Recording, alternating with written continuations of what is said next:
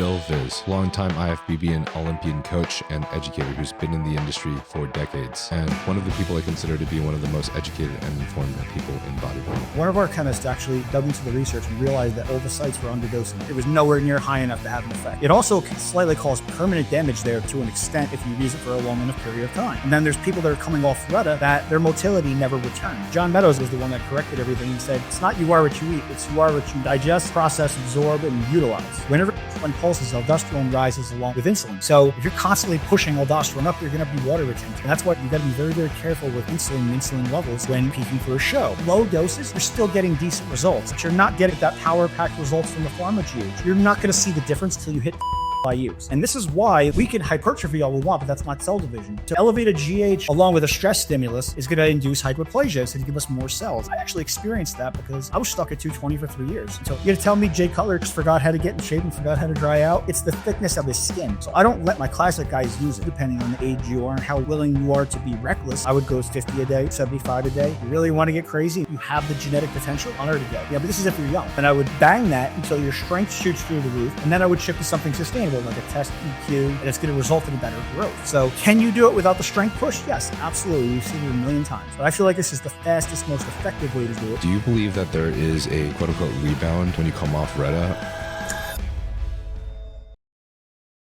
What's up, bro homies?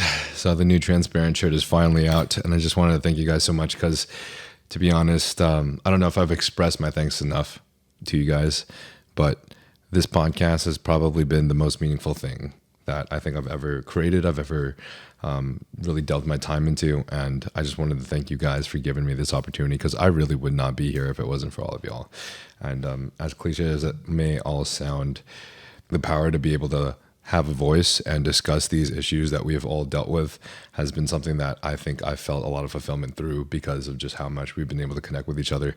So we finally have the shirt, the hoodie, and the pants all on this site. Basically, and the site is aycons, aycons.com/collections/transparent.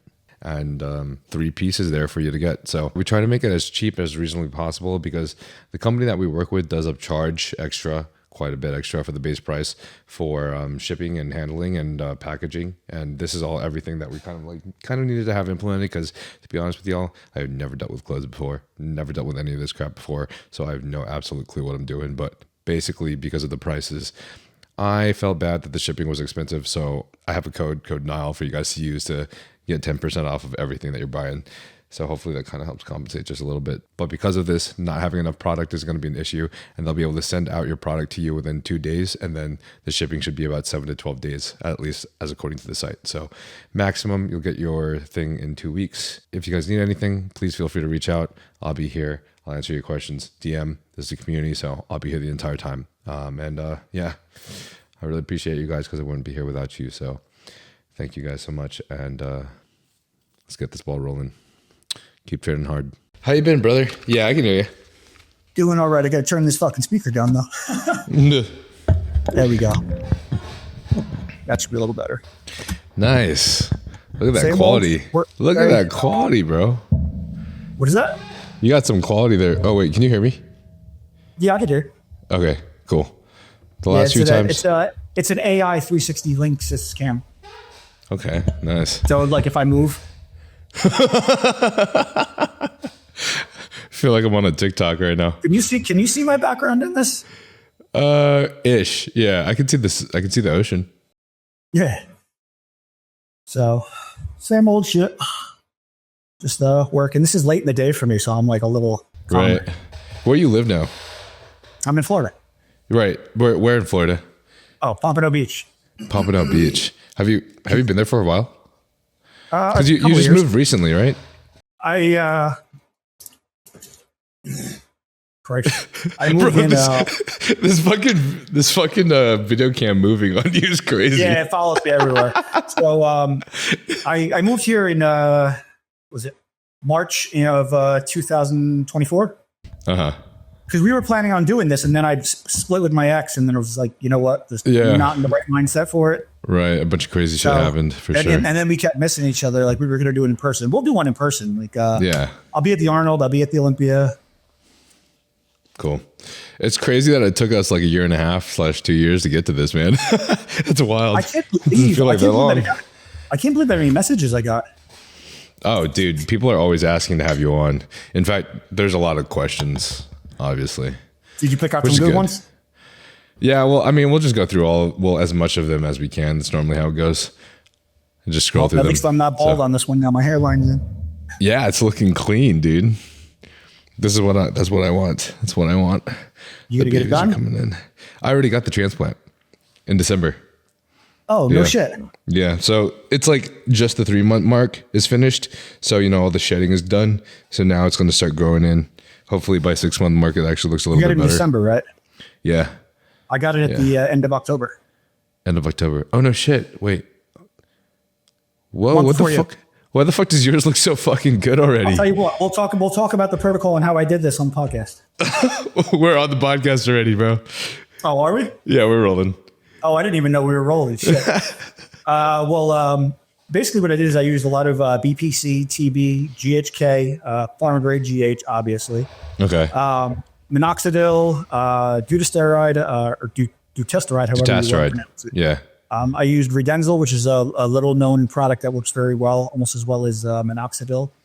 Also, like there's numerous other things. You know how you get you get the injections to like numb it, and then like your skull is like really numb for like the next like 2-3 months, like when you touch it. Yeah, it feels It feels weird because they mess up. It feels weird. It feels weird. It's really itchy though. It's constantly itchy for me. That's the main thing. If you think of the premise of like a TENS unit, right? When somebody's trying to repair their nerves, so it makes it fire off with an electrical signal, and that firing off gets the area active and breathes blood to the area and speeds up healing. So it just made sense to me. Just tap my hands on my scalp repeatedly, and it really worked. No way, really. What? It's literally the same idea. Your body has to send a sensation there, a signal to register the sensation. So you just keep doing it. That and also a red light cap. A red multi-frequency. Okay, cool. But yeah, it grew in like super fast. Yeah. No, bro, that's kind of crazy, man. 3 months. 3 to 4 months. The place I went to also did a really good job. Now hair time. It really is like the number one. That's the same place I went to too. I must not be doing the shit with recovery. Well, the thing is, I'm very diligent on the recovery protocols. You know? Right. But like they're phenomenal. They're the best there is. I was actually calling around a bunch of different doctors and whatnot and trying to interview them. Their doctor was the only one that could not only answer my questions, but I threw one at him. I thought he wasn't going to be able to get about PDGF, and he knew all about it. And I was like very surprised. Nice. Okay. Wait, what about what is PDGF? PDGF is a platelet-derived growth factor. So it's basically like PRP on steroids. Okay. Like I'm not sure exactly how they do it, but it's higher concentrated in growth factors. Mm-hmm. So it's not, it was, I don't know if it was available or if the place I was going wasn't supposed to give it to me. So I don't want to really say, but I think that it's not FDA approved yet, but it's supposed to be superior. But I asked their doctor a question about it. He knew all about it. And I was very surprised because it's reasonably new. Gotcha. Did you do PRP as well? Did I what? Did you do PRP? I did PRP with a non-ablative laser as well. So the laser, what it does is when you get PRP done, it drains like within the first 3 to 5 days, right? And then, so you're basically exposed to the platelets for like 3 to 5 days. They use a non-ablative laser, which means it goes beneath the surface and damages a deep layer. So it kind of like seals it in. So until that heals, the PRP can't leave the area. So instead of like 3 to 5 days, it keeps there for about 3 weeks. Damn. Okay. Well, I did not do any PRP, even though now Hair Time has been recommending it. So it's probably you were supposed to, right? Yeah, they were like telling us to do PRP once a month, but yeah, that didn't happen. Why not? I've just been nonstop traveling. I haven't been home, so I've been in a little bit of a crazy situation the last few months. So, and moving to Vegas in a week. So, are you really? I had a lot of friends out there. They said that's like bodybuilding central. Right. I know, man. I'm excited. I'm so hyped, but it'll be a new chapter that I'm excited for. And then, I'll potentially be moving to Austin, and then I can also be around the Dallas-Fort Worth area for a bit, maybe in a year or so. But because bodybuilding is pretty great in Dallas and Fort Worth too. Oh yeah, big time. Houston as well. Yeah. So I don't know. I'll figure it out. But yeah, that's basically why I haven't been doing PRP, man. Which is, I don't know. I'm just hoping. I'm hoping it'll get it done. Yeah. All right. When I finally move into Vegas, it's crazy, bro. I moved to Vegas. Well, I need to find a fucking place still. So find a place to lease, move to Vegas. And then right afterwards, like in the day, I'd fly to the Arnold and then come back and then try to finish the move. And then I'm traveling again somewhere else within like 3 days. So life is crazy, but it's good. I get the opportunity to travel at least, which most people don't get, right? I remember the days I wished I was busy. So never complain about being too busy. Yeah. Yeah. Also, you always have the craziest beard gains, dude. Who made? I have really thick hair on my face. So it fills in really well. It looks as good as the people that I've seen in Turkey get the beard transplants. It's crazy. It's wild. People ask me if I Beijing my beard, but you can see I don't. If you do what to your beard? Beijing it, like just the whole thing black, like the skin, everything. Oh yeah. It looks like it's colored on. Yeah, it's just fucking tense, dude. Wait, what's your ethnicity? I think background. Italian. Huh. Okay. We do tend to have that ass hair. Yeah. I was wondering if you had a little Arab in you too. You know what? You know what's funny is all my doppelgangers are Middle Eastern. I'm not surprised, bro. I could see it. There's one guy that actually bodybuilds who's about my age who looks like so similar to me you can't tell us apart in some pictures. Huh. Okay. Is he? Do people know him? Can you drop a name? I always forget the page. I don't know who he is, but like somebody found him and sent it to me, and I come across it here and there because I'll see a picture. I'm like, is that me? No. Gotcha. Okay. By the way, we were talking about peptides. Are there any peptides that you're a proponent of right now? Oh, I love peptides. It depends on what you're trying to do them, because what's going on right now is the industry is just completely overdoing it. Like everybody wants to take like every peptide they can possibly think of, right?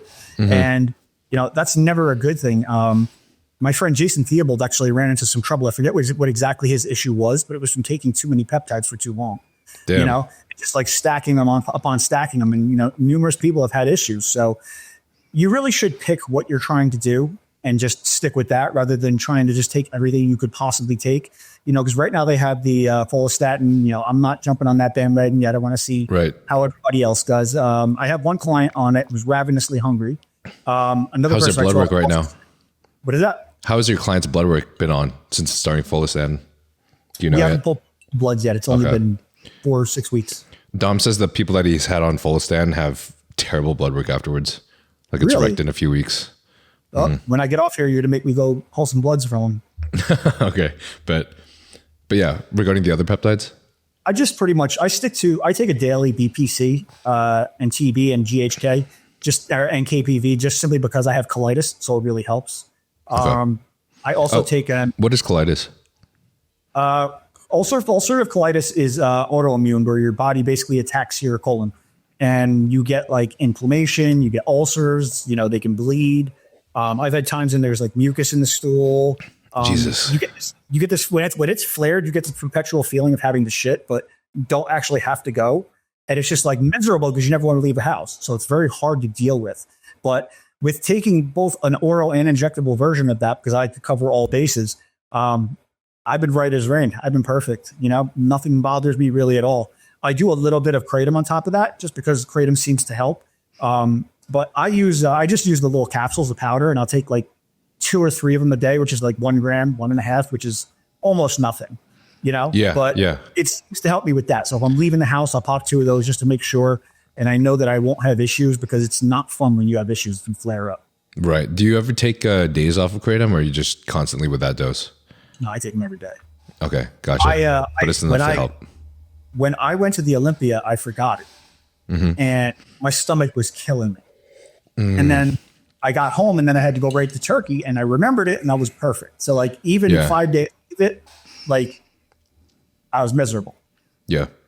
That's so cool. Like, I've read so many anecdotes about how Kratom has helped a lot of people with issues with issues similar to yours that are exacerbated with how much pain that they feel on a daily basis, and it just seems to help them without very many issues, which is nice, because I don't know. I get a little bit worried with the use of certain opioids or kratom use. But then again, when I was using it myself, my experimentation was like using upwards to almost 14 grams a day, like 3 times separate. Right. It was pretty crazy to the point where obviously I started getting some I was just extremely addicted, and coming off would have some intense withdrawals that replicated fever. So That's got to be difficult. I find that when people take kratom, they start to chase a feeling, right? You know how this goes. Yeah, and then exactly. Slowly creeps up, and then you just catch yourself habitually doing it, right? So I have rules of the way I take things. Like if I take, say, an Adderall, or not an Adderall, like a quarter of an Adderall or some kratom or anything that could have mind-altering effects, I want to take the smallest dose possible to make me functional, but not actually feel something distinct. Like I don't want to feel high. I feel happy. I don't want to feel like, because I've had people tell me, like, or say to me, like, you can't even feel that. I'm like, I don't want to feel that. But if I'm not trying, I don't want to feel anything, because that's what you'll chase. So you want to take such a small amount that you're not really feeling anything. You're just functioning, right? So like I have 30 milligram Adderall, for example. I'll take a quarter, 7.5. And then if I need more, I'll take another quarter. They'll never catch me pop a whole one, because I don't want that feeling. You know, because I also don't like the feeling of when I'm not normal. Like I don't like feeling high. I don't like feeling drunk. I like to always, stay as stable as I can. I like feeling high a little bit, but I said 3 years ago on my podcast that I'll pop like a quarter of an Adderall max too, for the exact same reason you do. Like you and I have a very similar mentality when it comes to that. Because it's helpful. I think everybody should take this approach, because then you can prevent yourself from having issues, right? Yeah. For sure. Plus, I feel very susceptible. Like I think over the years, I've become a lot more conscious of how I feel on a day-to-day basis. So anytime any of these tools are utilized over a point that's necessary, I can feel the effect almost the next day, or just a tolerance the next day if I decide to repeat that tool. You know what I'm saying? So you don't want to get in the habit of doing anything every day. Yeah. So you want to just do it when you need to. You don't want to you get up in the morning. What if you had a good night's rest and you're functioning fine? Mm-hmm. Why would you take an Adderall or caffeine or drink coffee? Like if you feel good, why would you do it? It becomes habitual. So I believe that you should get up, start, functioning, do what you need to do. And then if something is needed, you add it. But more often than not, if you slept good, it's not needed. Yeah. What's your opinion on the mitochondrial peptides right now? Which ones? There's a number of them, but I think for the most part, they're very, very helpful. The ones that I like are, one, I like cardarine. I know it has some potential downside and side effects and whatnot. I'll use it pre-workout or pre-cardio here and there to push my threshold. The higher dose SLU does the same thing, about 100 milligrams. So I also like to use that, but these aren't things that I will use every day anyway. MOTC, I tried at one point, but my metabolism is really fast and it made me like really sweaty and like hot. And I kind of didn't like the feeling. So I'm going to try it again, but at a lower dose. Okay. So the SLU at 100 milligrams, because that's a lot. You'll only use that like one day of the week, for example, or like on a specific day that you need. Does that make it so you don't feel exhausted from that? One of our chemists actually dug into the research and realized that all the sites were underdosing it. So it was nowhere near what the actual dose is. So everybody was saying like, I feel it and this feels great. Placebo. It was nowhere near high enough to have an effect. So he took 400 milligrams, and we had numerous people take 400 and had phenomenal results: strength gains, body fat, endurance, everything. So I think the strength gains are attributed to just better function, right? But I just do 100. I just like that little push. But again, I don't have body fat issues, So I use it more for like an endurance push. I'm trying to push my endurance up. I'm doing some cardio, because I don't like to do cardio a lot. But obviously I have to do my HIIT cardio, my hard cardio for my heart health, right? So when I do it, I give myself a push, so I can get more out of it. Do you what dose do you recall SLU being used when you saw kidney markers improved?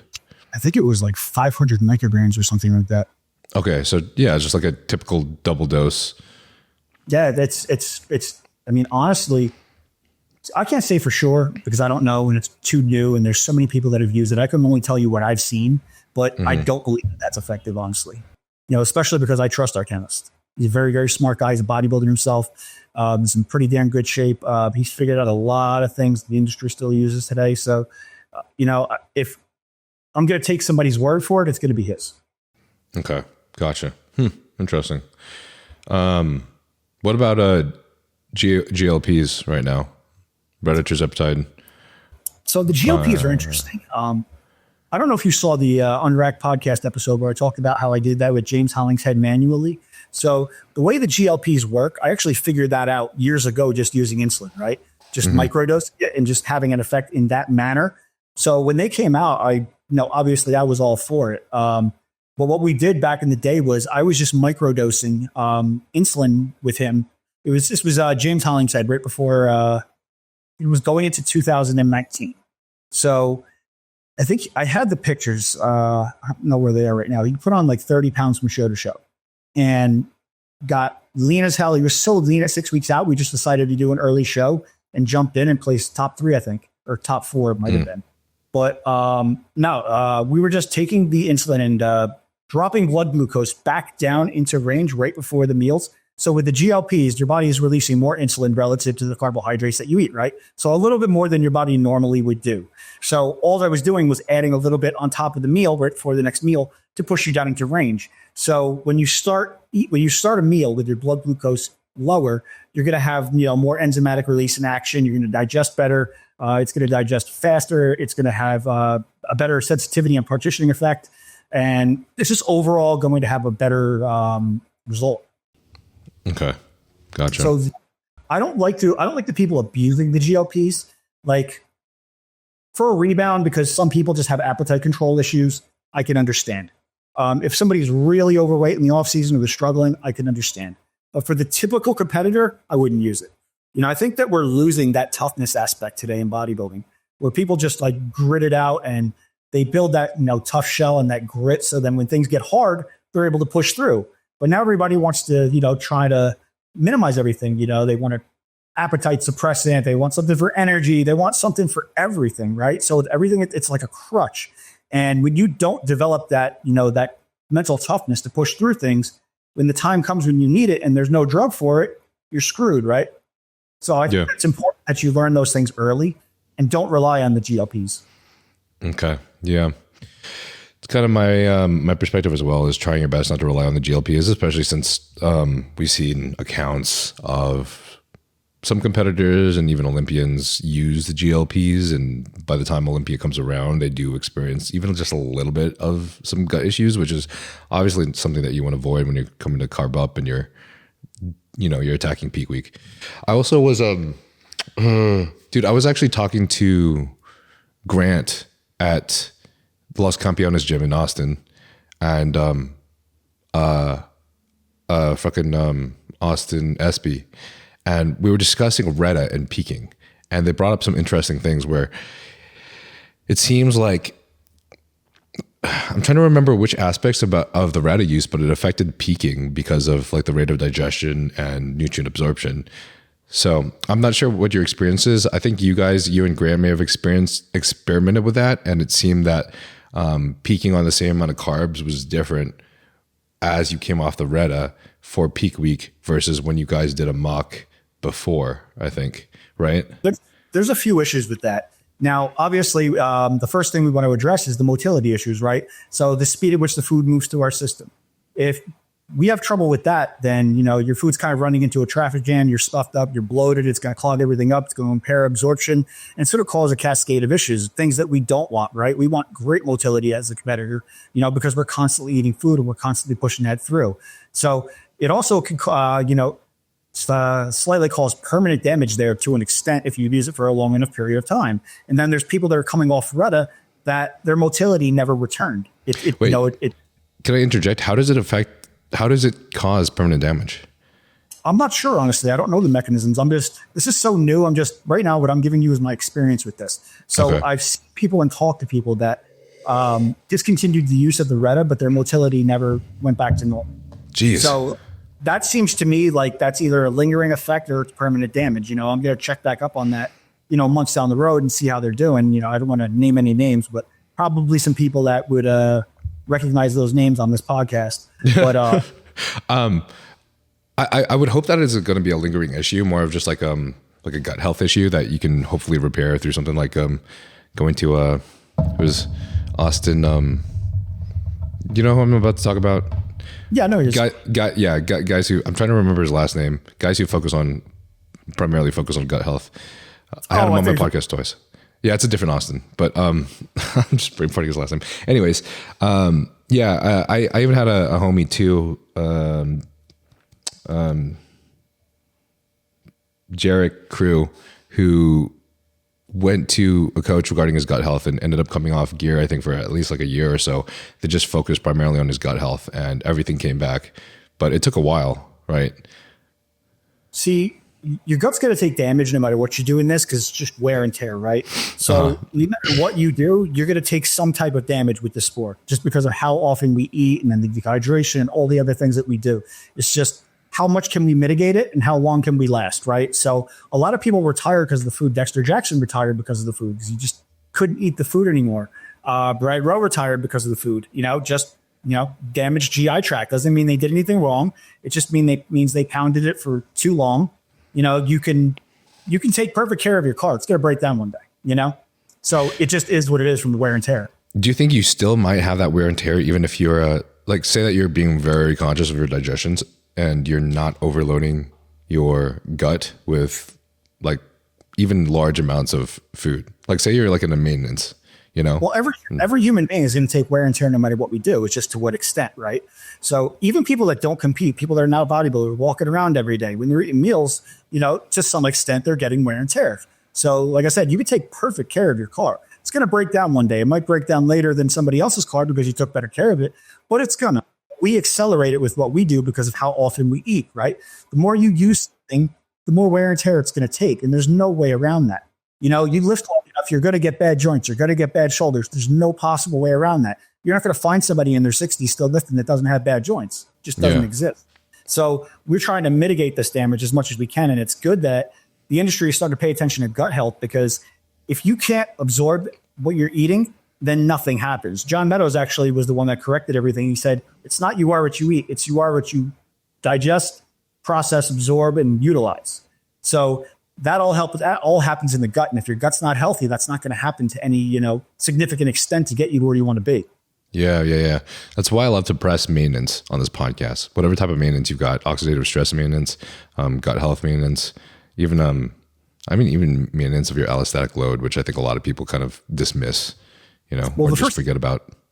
The most important thing for your gut health is, first of all, it's going to be fiber, right? I mean, aside from not irritating with, processed sugars and things like that, but fiber really pushes everything through, kind of like scrapes the sides, clears everything out. And, if you're exposed to any like toxins or anything that's stressing your GI tract, it's not sitting there very long. It's getting pushed through by fiber. So a lot of people don't eat enough fiber. And when that happens, they start to like get bloated. They start to have issues and whatnot. And a lot of times when people will sign up with me, my off days are at zero carbs for my clients, but I cut a lot of vegetables in those days. And that usually works to clear everything out. You don't need high fiber every day. You need a few days a week to help clear everything out and push everything through. That's going to be one thing. That's cool. I like the idea. I like the Jesus Christ. I like the idea of you utilizing more fiber and vegetables on the off days. It makes a lot of sense to me. I've got numerous podcasts on that, and I see no point in eating carbohydrates on an off day simply because we're not utilizing them, right? We're operating below our anaerobic threshold, which is the point at which we cross and we need a faster fuel source, so glucose, right? Mm-hmm. So below the anaerobic threshold, we can utilize oxygen, fats very, very easily. So we don't really need carbohydrates. It's pointless to put them in those days as long as the training days are sufficient, right? Now, people will say, oh, well, I want to load up on carbs on my off day, so I'm ready for the next days. But if you have enough carbs in your general training day diets, then that's not going to be an issue.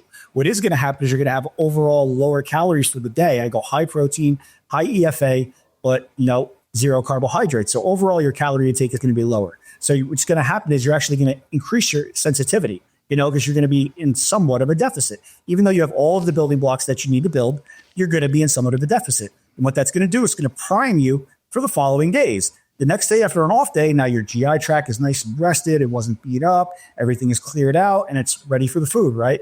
So that's a lot better than coming into your next day with a clogged up GI tract, which is what most competitors do. But I think today people are getting better at it. We saw a period probably, I'd say like 2005 through maybe 2015 where everybody getting real big stomachs. Nobody was really paying attention to digestion. Yeah. And then I feel like we've done a very good job as an industry walking that back now. Would you agree? Like, yeah, 1,000%. Everybody's taking good care of their digestion, and it's very, very important because your GI tract is one of the things that's going to dictate your longevity, how long you live, right? Because if you're malnourished, your body is not going to be able to repair and fuel itself and function properly, and eventually it's going to break down sooner. Yeah, for sure. Question that I forgot that I was about to ask. So I'm assuming, considering what we just discussed, I'm assuming you're not a proponent of using a low dose retatrutide or tirzepatide in the off season. No, not anymore. I played with it, I experimented with it, and I decided against it. Didn't like it. I used it myself. I already have motility issues, and when I saw what it did to me, I stopped right away. Like I think I made it 3 weeks in, and I was like, all right, yeah, none of this, and I threw it out. I was like, I'm not doing that anymore. But luckily, I didn't really do any permanent damage to myself. But I'm very aware of my own biofeedback. So I noticed that right away, really didn't like it, and backed off of it. And then what I saw going on with my clients, we generally just decided against it. So I don't really use it with my clients anymore.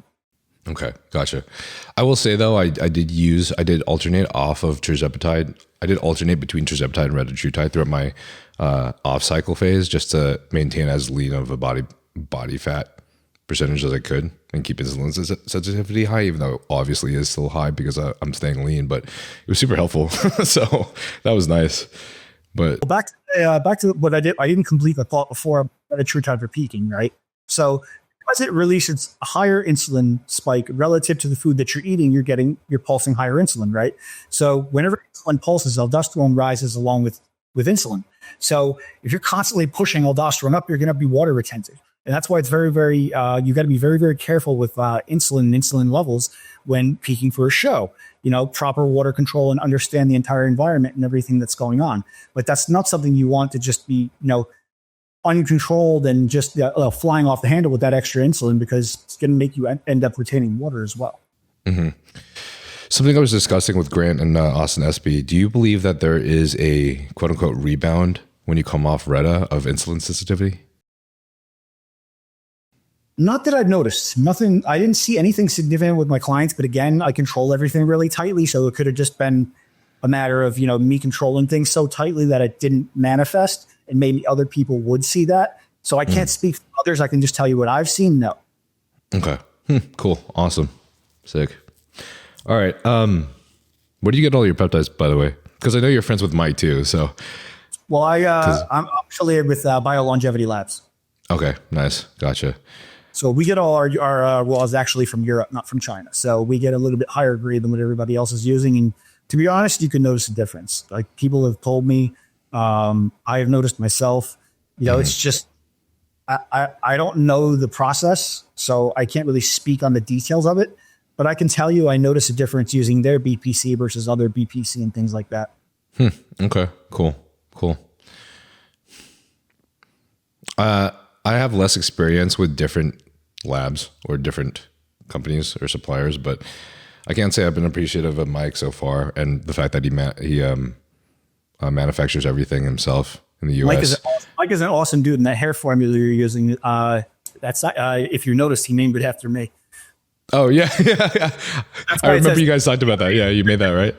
On that, we actually had a crazy formula we had put together. I think that it was just too much in one bottle, and it didn't really seem to be absorbing. And this was already when I was already struggling with my hair before I got the transplant, and nothing might have worked at that point anyway, so I can't say how well it worked or how well it didn't, but we put way too many ingredients in it. So he reworked it, and I think it works better now than it did previously.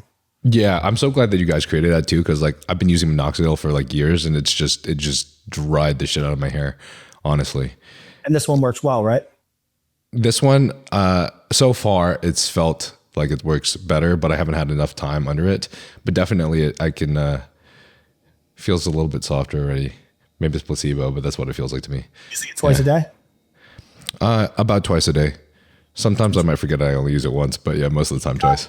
Got to be consistent if you want this to happen.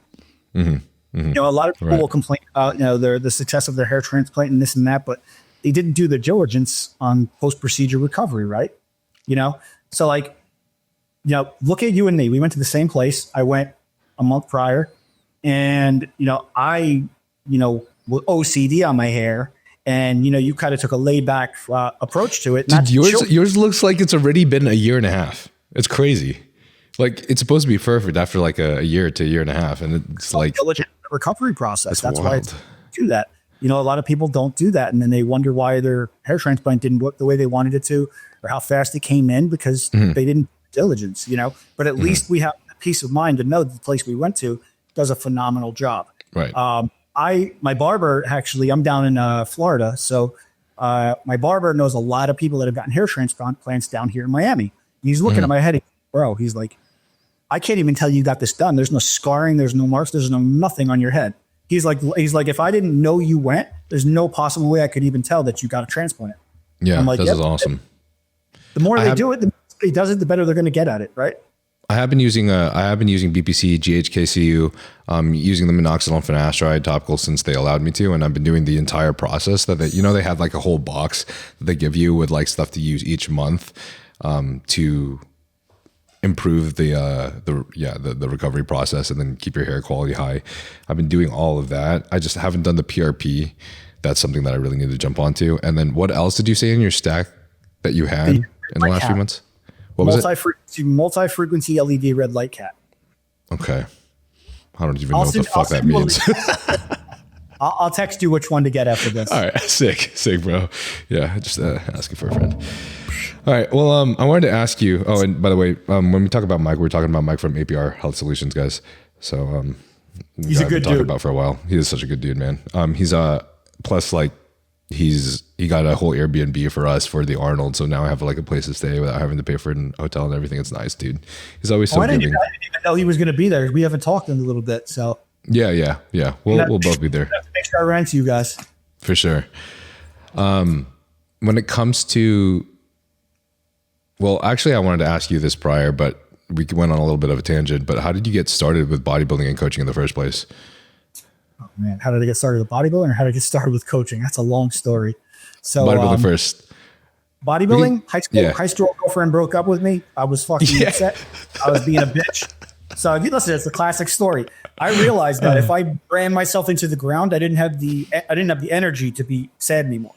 So I would just beat myself into the floor, and then I was okay the rest of the day because I didn't have the energy to be sad. It's an outlet, bro. Getting good results, and then one of my buddies decided he was going to do a bodybuilding show, asked me to do it with him.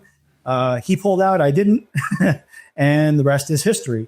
As far as coaching, I used to be the most. His last words, he pulled out, I didn't. I was probably the most annoying person on the entire internet on the forums back in the day because I would ask so many questions. Like you wouldn't even believe. There's probably thousands and thousands of questions on these forums throughout the internet from me. And, you know, I'm obsessive about wanting to learn. I realized early that I didn't have the genetic response that some of the other guys did. So in my mind, if I'm going to be better than them, I got to be smarter than them. I have to outthink them. I have to figure out what they don't know. And, you know, just like what Ron Harris said on a recent podcast I did with him, he's like, got farther than anybody would have imagined you possibly could have. And that's because I was just very, very diligent on trying to figure things out. And I figured a lot of things out before many other people did. And I learned from Scott Stevenson, John Meadows, Ken Skip Hill, Dante Trudel. You know, those guys put out so much phenomenal information back in the day, things that still apply today. I don't think those guys get the recognition that they actually deserve, aside from John Meadows, obviously a legend. But they really played a big part in shortening my learning curve, you know. So those guys were mentors to me. And then years later, I said to Ken Skip Hill, he was my first and only coach. He coached me when I was 20 for one show. The rest of my career I did myself. And I said to him, how could I ever repay you? And he said, don't repay me, pay it forward. You know, so I did mentorship programs later down the road. Actually, you were coached by one of my apprentices, right? Kyle Wilkes. Yeah, Kyle. Yeah. So I identified him. He was very smart. He was very. I realized that I could send him a book and a text, and then he could repeat it back to me like verbatim. Like I realized he was really picking up on it. So I grabbed him and Nelson Jones. And I was like, what do you guys think about becoming coaches? These guys hadn't even won their weight class at this point. So, like they never would have been coaches, had we not gone that road. Right. But I think that they both proven themselves thoroughly now on the pro level, all across the different divisions. Both of them had Olympians. So I think they've done very well. And then I've had more apprentices since then who I'm also very proud of. But I built up a lot of coaches that I'm very, very proud of. I'm proud of these guys. They're their own people now. They have their own styles. So like Kyle, for example, he's not just my style anymore because he learned a lot through the years and he branched off and he went underneath some other coaches and learned different things. So he's got his own style now. So, I wouldn't say that those guys are like a complete reflection of me, but I'm very proud of the extent to which those guys have succeeded. And I'm always trying to put out more information, educate the industry, and just try to make a difference, raise the bar. You know how it is.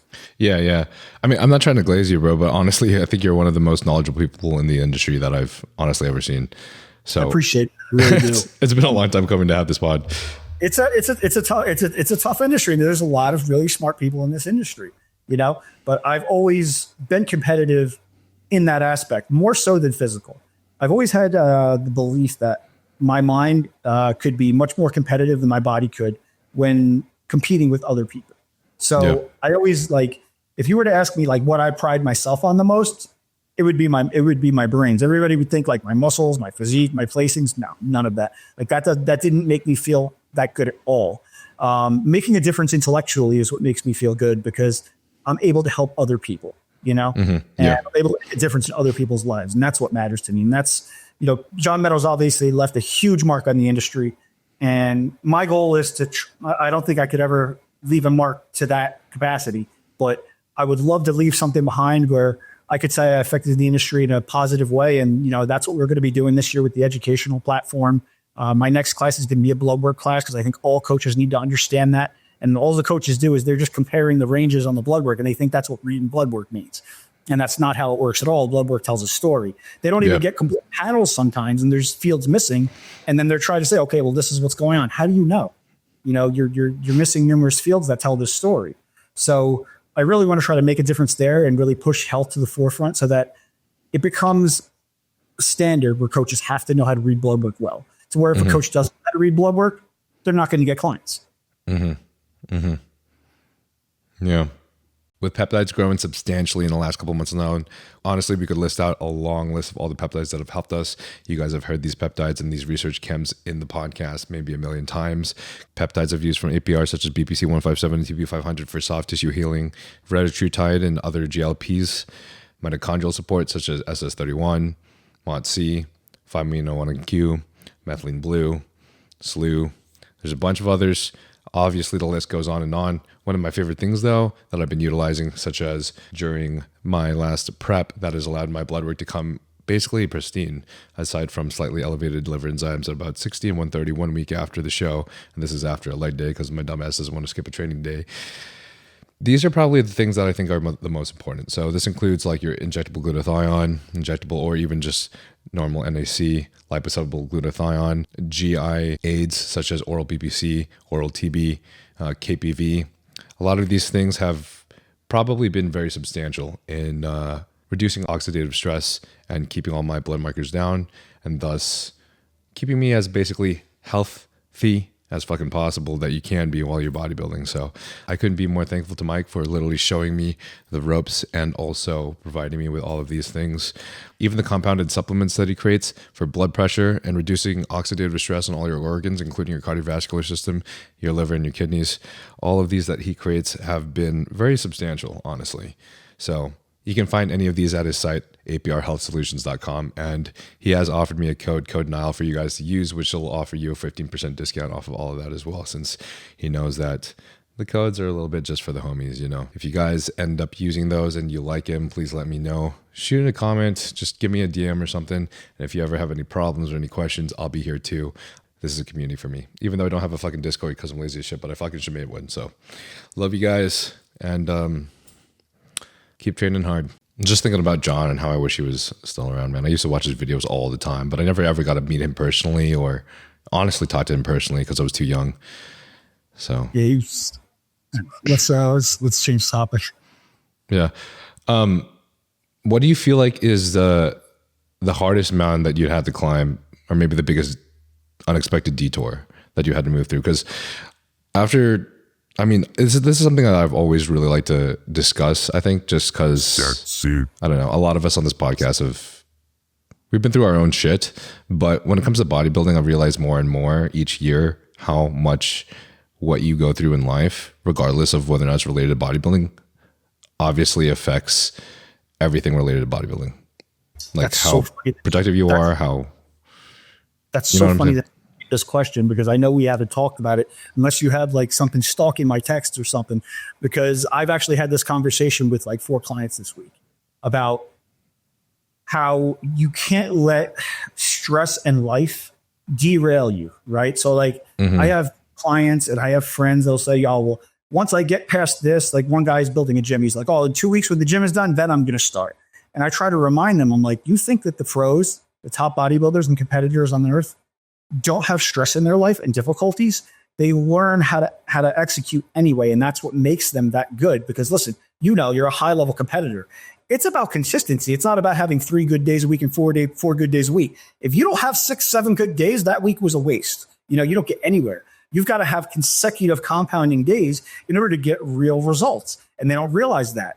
And, some of these guys are, they haven't had a bad workout or missed a meal in years, because they prioritize it, but they also know how to work it around their life and, do it even if they're stressed, right? We saw Victor Martinez take second at the Olympia when his sister was murdered a month out, so it's like, you've got to be able to manage your stress and manage your life and still do this, right? You can't fall off. So it's got to become part of like who you are. And it's hard. It's not easy. People don't realize, like, the Olympians that we see, everybody always says, like, oh, those guys have great genetics. There's 1,000 more guys like that with great genetics who never got there because they can't execute like the guys we're watching on stage. The guys on stage are the guys with, on the Olympia stage are the guys with the genetics and the work ethic. There's how many next Mr. Olympias have we gone through in the last 15 years that they fell off the map and we forgot about them, right? Because they couldn't get it done. So the difference is these guys we see on the Olympia stage now are the ones that can execute consistently and do it regardless of the stress and regardless of what's going on with their life. So I think that's very important. I have a guy in Australia right now whose wife's due date is like weeks after the show, and we're plotting and planning everything so that he could still help out. I'm getting him ready early. I'm giving a cushion. We're going to have higher periods of higher food closer to the show just to make sure he's able to help his wife, So we're kind of like hacking that. And he's going for a national title. He's going for a pro card and still prioritizing his life too and making it work together, and that's what this is really about. And if you can't do that, you're not going to make it. Yeah. What was your personal biggest detour that you've had to experience? Comfort. Once my career ended when I got comfortable. When I made too much money and life got too easy and life got too comfortable, I got weak. And that's the truth. I'm not going to lie about it. Yes, I hurt my shoulder. Yes, my shoulder slowed me down, but the old me would have went right through it. Comfort kills. So Thai fighters actually in Thailand, even wealthy ones, live in poverty because they believe that it makes you tough and it makes you hungry, And there's even a line on this in Batman when Bane says to Batman, he says, victory has defeated you, So when you get too comfortable, you lose that fire and you lose that drive, And like I'm even dealing with a client right now that has, pro potential, possibly even Olympia potential. And you know who it is. I'm not going to drop a name, but hasn't gotten back to bodybuilding because just the fire's not there. He feels he got popular. He feels validated. He feels comfortable. And that insecurity now that was driving him is gone, And when you lose that, you're not going to be willing to endure and do the things that other people are going to do. Some people could just operate that way, right? They can just push through it. But how often do you see for people turn pro in any sport, football, basketball, that are rich kids? Very rarely, because their life's too comfortable. So comfort is really what would knock me off, honestly. Yeah. That's the thing that I look back on every day, that, no matter how hard someone's childhood has been, I'm sure most people that have experienced some sort of trauma? Yeah, I mean, I understand that word very well. I've been going to EMDR therapy for the last year or so, but sometimes it's still hard for me to use the term trauma for some reason. But I don't know. I couldn't be more thankful for the things that me and some of my best friends have gone through our childhood, because I feel like that it puts things into perspective. It makes things just feel so much easier nowadays. You know what I mean? Like no matter how hard things get nowadays, I still feel blessed, and I can still reflect on that through a lens of gratitude. I'm sorry. I have a tendency to interrupt. I'm sorry to the viewers. Yeah. I have a very bad habit of that, so I apologize in advance. I didn't mean to interrupt. No. That was it. I was done. Yeah. So government agencies, specifically like CIA and FBI, when they're conducting interviews, they look for a specific amount of trauma, the right amount of. So too little trauma and you have no drive. Too much and you're kind of screwed up. So they look for that sweet spot of trauma that's just enough to drive you without fucking you up. And that's what really, drives a lot of people. So trauma sometimes can be a very motivating factor. If you are insecure, if you feel like we're treated unfairly, if something's wrong, like whatever it is, if it's something that you feel like you have to overcome, prove yourself, or just want to prove yourself to yourself, or you just want to succeed, or you want to do something different, that trauma can be powerful. It can drive you if you could harness that energy and redirect it. Because like Kai Green said about Ronnie, he didn't squat 800 pounds from a place of happiness. That comes from a place of pain. Anytime I got under like a serious weight, or doing a serious set, I'm not thinking happy thoughts. That's not what's going to push you through that set. People would see me training and like, they think I'm like insane. And they're like, well, how do you do that? I'm like, well, I put myself in a really bad place before the set. Yeah, for sure, bro. I'm sure you've done it as well. Oh no. For sure. Every time. For sure. It's the weird contradicting part about life to me. I love studying psychology too, so like I'm across the spectrum on everything. Yeah. Well, I appreciate you sharing that, bro. Really. A little bit different, but what are some of the craziest experiences that you've been through when it comes through bodybuilding? Myself or other people? Man. If there's one, if it's crazier that it includes other people, that would be really dope to hear, but you don't have to share any names, of course. Well, I've saved lives at shows more than once. Yeah. One was a very close friend. I'm not going to name names. Listen, could he have lived? Possibly, but he was couldn't stand up. I'd carry him to my car, that type of thing. So like when you're in that state, it's not a good situation. His coach did something really, really reckless and stupid, especially with his current circumstance, that should not have been done. And he was in really, really bad shape. So I've saved lives at shows numerous times just because, something went wrong or somebody got some bad advice. Once was because the EMT didn't even know what they were doing. That was pretty upsetting. But as far as crazy things, I haven't really like run into a lot of like really crazy things that I've seen. What I see is pretty much normal, weight cutting, things like that. Obviously we have our experiences with people passing or having issues and things like that. I've had a client commit suicide, which really messed me up because everybody always told me like, oh, like your natural inclination is to like, could I have fixed it? Right. Mm-hmm. And I remember his girlfriend saying to me, like, he really looked up to you and this and that. And I said, I wish he would have talked to me. She's like, he never would have let you see him be weak. So that's really when I changed my coaching, because I was like a hard ass. I was like a drill sergeant for a very long time. And I guess it was too much to where like, listen, I understand it's not my fault, this and that, but I feel like if he would have talked to me, maybe I could have said something that made a difference, but he was too scared to let me see that because I was Mr. Hard Ass. And, that doesn't really mesh well with a lot of clients as well. Like back when I was younger, there was a lot of complaints that I was a mean coach, I wasn't understanding and like all these kinds of things. And listen, they weren't entirely wrong, so just like anything else that we do, we've got to get better with it as we go. So, I'm always trying to improve. And that was one aspect in which I'm still trying to improve. I psychologically, personality wise, don't always come across like the way that I mean to, and people can take it the wrong way. So I'm always trying to be conscious of, what I do, what I say, how I act, and how I affect other people, because I think that very, very literally, right?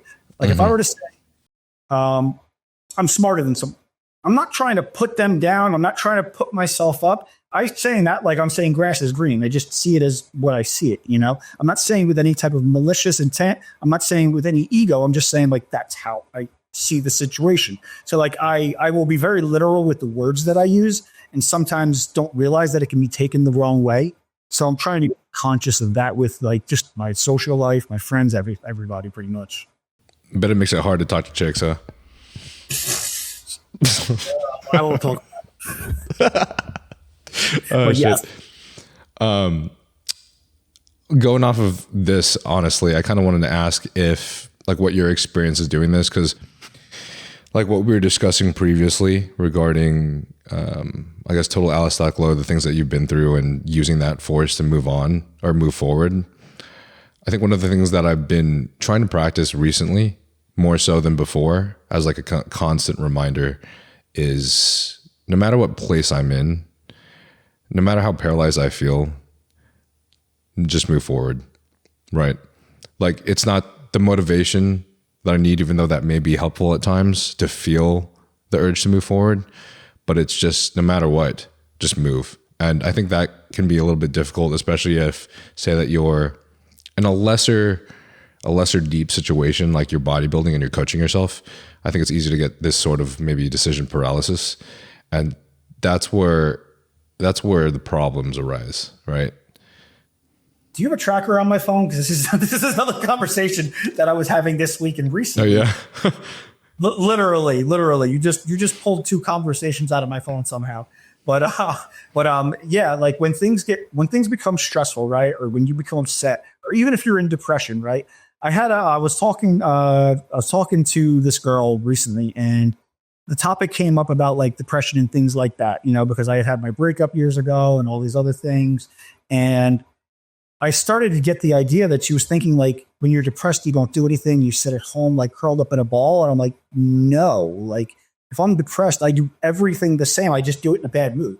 Like you can't let that, like today, these kids are all talking about safe spaces and this and that. And I need personal days from work. That didn't exist when I was growing up. Like you deal with it. Listen, especially as a man. Listen, women, I could understand. But as a man, it's your job to be able to handle your emotions, right? Does that mean you don't feel them? No, of course you're going to feel them. Of course you're going to be upset and things are going to go wrong, but things need to still be done, right? Like in a marriage, for example, the wife is typically going to be more emotional. So if something's wrong and, she's struggling, if you struggle too, what happens? The whole family falls apart? No, you've got to be the one that keeps that together. So just because you're depressed or just because you're upset, or just because things are really wrong, doesn't mean you stop doing what you're doing. You keep going regardless. You could feel your emotions, you could think about it, but do what you have to do anyway. And that's the thing that I think is being lost with today's generation, is that lesson of, like it's okay to feel a certain way, but you still got to function. Mm-hmm. Yeah. Whenever you were competing, was there any time that you were coaching yourself? I coached my whole career myself. Okay. So when you were under Skip, then it was just like that 16-week period of time when you were learning from him, really? I was 20 years old, and I was asking a million questions on the forums, and everybody said people finally jumped in. They're like, why don't you just hire Skip? And I was like, I'm broke. I don't have money. I'm 20 years old, whatnot. Yeah. I remember that. Yeah. He jumped in, and I still remember to this day. He said, this one's pro bono. And I didn't know what pro bono meant. So I started like looking it up. And when I saw what it meant, I like jumped in the air. And 16 weeks. I wrote him a book every night. He replied back with a book. You won't find a coach that'll do that today. And it really, really accelerated my learning curve. So then from 21 to the end of my career, I coached myself. And yes, I made mistakes. And I didn't feel anybody had the knowledge at that point, to do a really good job, because we hadn't figured out a whole lot yet. There was only a few of us at that point that were really figuring things out, and I'm also the type where if I catch you make a mistake here, I'm going to lose all trust for you, So I didn't want to put myself in that situation. So I figured I'd be okay with making my own mistakes. And, like these guys today in today's world trying to self-coach, you're not going to ever have the possibility of having the knowledge of a top coach as a competitor right now. unless you're really, really studying and into it. And the thing is, it's very hard to make decisions when you're emotional, when you're invested in it, right? So your own personal emotions are invested in this, and that's going to decrease your body's ability to process logic in that sector of the brain. So you can't think clearly. So at the very least, you need a trained eye that you trust that can tell you what they're seeing, tell you what they think, and then you make a decision off of that. But it's very, very hard to prep yourself. When I was doing it, you could argue there wasn't enough information. So, different scenario. In today's world, with all of the information that exists, they've done all the footwork. They've got all that knowledge and put it all together and all that experience for you. You'd be crazy not to use a coach. This is the only sport where people, they don't need a coach. Yeah. Okay. I had this argument with Jared Feather, which I see his point, but Jared believes that insulin sensitivity as a problem in the bodybuilding industry is blown out of proportion. What do you feel about that? It depends. It depends on what we're talking about. What do you mean blown out of proportion? Like he thinks how much people talk about insulin sensitivity potentially being an issue as a bodybuilder is just not an issue. Like you will, as a bodybuilder, all the things you're doing, you're going to stay insulin sensitive unless you're in a situation that's a little bit more specific, such as Stanimals, where he was utilizing big doses of GH multiple times a day, regularly on a frequent basis, with just a huge amount of carbohydrates over the course of like 2-3 years. And he has that propensity in his genetics for type 1 diabetes that his brother got when he was 18. I think it was type 1 because it was genetic, but it just started up when his brother was 18. And then for him, I guess it started up later in his age. Yeah, I don't know. Well, you would both have a point. Depends on which angle we're taking. So I think one of the first requests you got to have me on here was because Chase Irons quoted me about GH, right? About the 18 I use at GH. Oh, so, yeah. He asked the Q&A also. Yeah. What was his question about GH? Yeah. I might as well jump to it, honestly, but. So, throw me the question real quick and then we'll get into it. Okay, let me find it real quick. Chase asks to talk about Serostim versus generics and what he's heard freaks do regarding HGH. All right, well, that's the direction I was going anyway. This whole generic versus pharma argument is getting crazy. I posed this argument on my page last year, and somebody who's actually is in R&D messaged me anonymously. And she showed me proof, but I asked her, I said, would you come on a podcast? She's like, I would lose my job. Absolutely not. She's like, keep my name out of this, please. Like you could really ruin my life. I'm just trying to do this to be helpful. So I started asking her questions. I said, could peptides be altered to produce a false positive and test positive for GH? She said, yes, absolutely. And I said, what are the odds that these generic GH facilities are real GH? And she said, the training and experience alone necessary, along with the equipment, makes it almost impossible. She's like, it's extremely unlikely that they're actually producing real GH. She said, more than likely, it's an altered GHRP to test positive for GH. GHRPs are going to elevate IGF-1. John Meadows actually believed they added ADH to it to make you hold a little bit of water so that I remember that. Simulate water retention. And I get that a lot of people are saying, oh, it works. Listen, I'm not saying that GH secretagogues work. They grow muscle. I'm saying it's not the same drug. It doesn't work the same. That's what I'm saying. Anytime people talk about generics, right, they'll say, oh, well, you just need to take a higher dose. Have you ever heard of a generic medication before that needs a higher dose to be the same potency as the brand name? Now just say is prescribed 30 milligrams of Adderall, right? They're like, oh, yeah, it's generic. So just take 60. Like, you'd be out of your mind, right? So there's no such thing as, a drug you need to take a higher dose to get the same results from. It's not the same. And the thing is, at low doses, you're still getting decent results, but you're not getting like that power-packed results from the pharma GH. You're not going to see the difference till you hit 10, 12 IUs. And this is why the vast majority of the pros all use pharma. It's crazy. These people in this industry really think that they're smart and all the pros are stupid because they're just wasting all their money and they just don't know any better. The pros have access to all the information you have and more. They did try the generics. They realized it didn't work the same. Some of them will throw a little bit in extra just to cover all bases. Like I know Dallas McCarver was doing that. But they're going to have their base of pharma GH and it's going to be high. From what I know, all of the competitors, I think it was the 2019 Olympia, only one guy was under 18 IUs on stage. So higher doses of GH are going to induce hyperplasia, which is cell division. And Scott Stevenson actually produced the research that was showing that one of the limiting factors for us as far as how much muscle mass we can gain is going to be total cell count, right? So we can hypertrophy all we want, but that's not cell division. So the elevated GH along with a stress stimulus is going to induce hyperplasia. It's going to give us more cells. I actually experienced that because I was stuck at 220 for 3 years until I used Pharma GH. And I was the reason why at the time. Yeah, the reason why everyone simplifies it to like, oh yeah, GH is for your long-term gains. You're not going to see anything short-term, but high dose, you'll see it right away.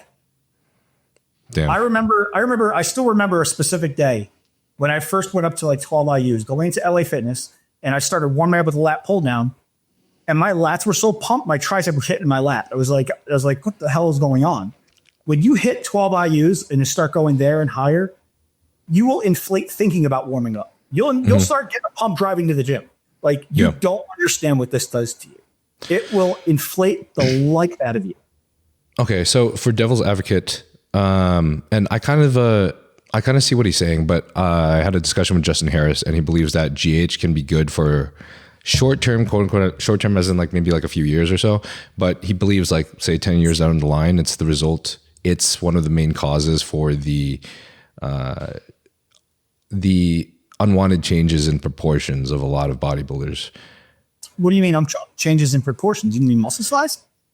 Just like he thinks where the proportions start looking a little weird, and it's like you're not making gains right in the most optimal places.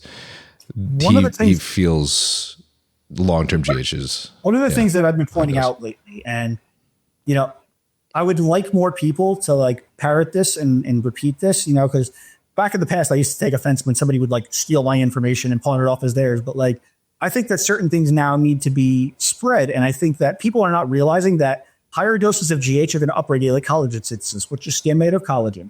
So this is why all the details disappearing because of high doses of GH and the insulin correlated to it. So even if you're not using insulin, due to the resistance that the GH causes, you're pulsing higher insulin, right? So you're going to have amplified IGF-1 levels due to the elevation IGF-1 BP3. So it's going to amplify the GH's effect. It's going to have a synergistic effect, and your skin just gets thicker. And this is why we see details start to disappear. If you look at like the end of Jay Cutler's career, right?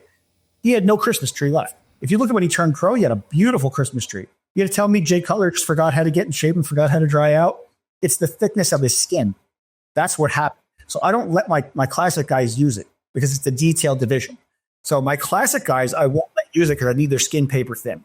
I will only go high doses if it's an open pro bodybuilder or like somebody who's trying to build it to 212 because you're going to need that mass and there's really no other way to do it if the genetics didn't already do it. You know what I'm saying? You could pound gear all you want. It's still going to be a slow roll unless you start hitting that GH pretty heavy. You don't like GH at all for your classic competitors? If I had one 3 IUs muscle mass in the short term, I would use it. But for the most part, no. So like my guy going into the Arnold Classic, right? Hall Cameron. Mm-hmm. He's a black guy. He's already got that thick skin.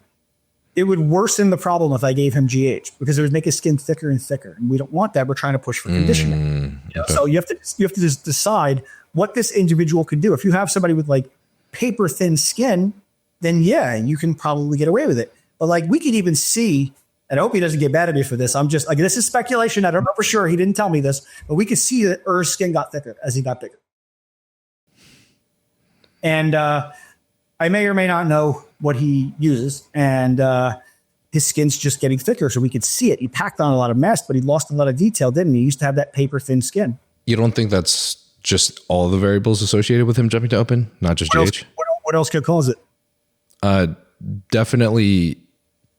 I just feel like an increase in anything that'll hold water, including carbohydrates, is going to increase. It's not even bone dry. The details reduced. It's not water. I don't know, man.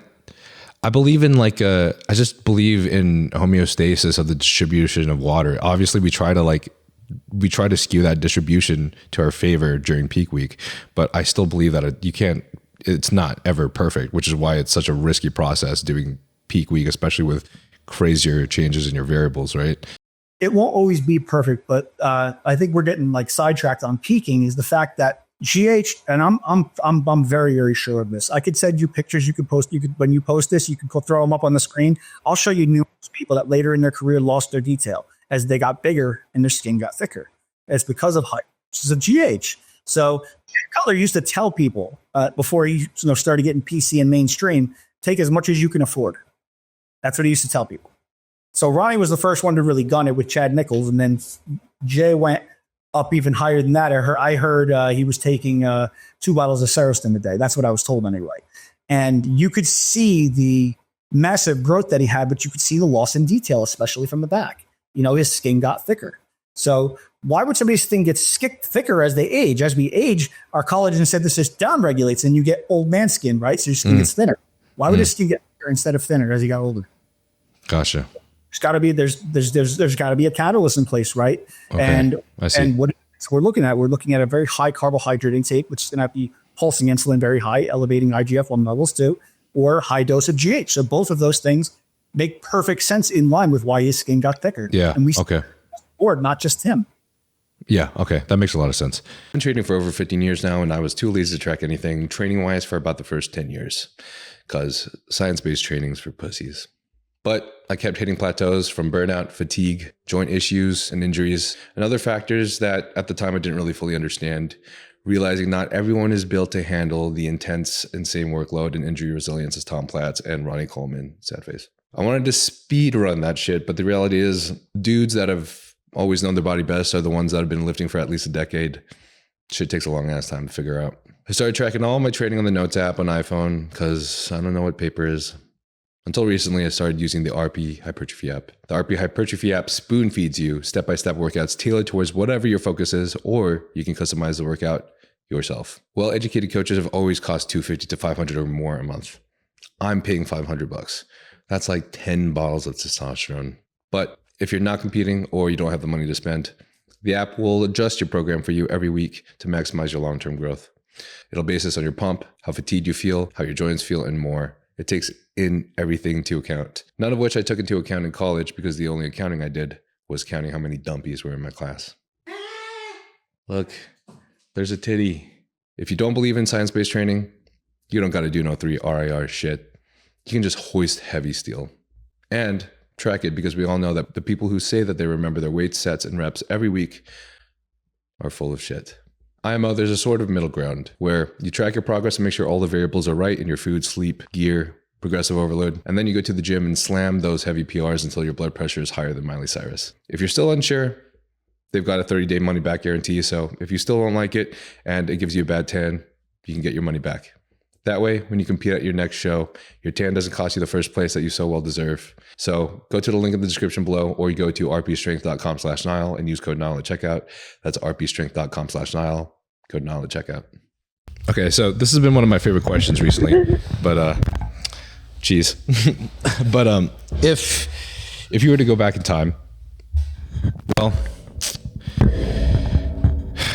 I like to ask this from the perspective of if you're coaching a client, but I know there's so much genetic variance, so it tends to be a little bit easier when I ask if you were to go back in time and say you had just to like start off your bodybuilding career the right way and just explode in size with maintaining all your proportions, maintaining all your health markers the right way, and then maybe achieving the best possible rank that you could possibly achieve in the bodybuilding industry and competing. What would you do training wise and PED wise? Is this still the era that I grew up in, or is it later? Because I didn't grow up with Classic. If I grew up when Classic existed, I wouldn't have gone to bodybuilding. Let's say this era. So if it was Classic, I would have taken a much different approach. I would have absolutely protected my waistline at all costs. I think I did a pretty good job with that. But I wouldn't have done things like rack deads and things like that. I would have definitely trained for a little bit more detail and things like that. We're giving my arms more emphasis. You don't think rack deads are a good idea to build up back thickness? I mean, it affects your waist. So I don't want to do anything that lifts the waist, because you got to remember, every inch you put on your waist is like losing 10 pounds. And you got to add another 10 pounds just to keep the same proportion, right? Yeah. So we want to make sure we keep the waist as small as possible. And my waist was really, really tiny when I was young. And by You the had end crazy, of my you had sick proportions, bro. You had very classic proportions. Well, here's the thing. At the end of my bodybuilding career, like I looked very tapered, but that was because of my clavicles and because of my shoulders. It wasn't because of my waist. My waist looks small in it, but like my profile picture, my front relaxed. Everybody always talks about that whenever they refer to like my best pictures and whatnot. My waist there is probably like 33, 34. Damn, really? My shoulders are so wide. How tall are you? 5'8". That does not, yeah, that doesn't look 33, 34. That's crazy. My shoulders are just so wide that it made it look small. But I had those shoulders and a probably 30-inch waist when I began. So my taper was crazy. People actually used to accuse me of photoshopping. So I would like post videos and be like, not Photoshop. Yeah.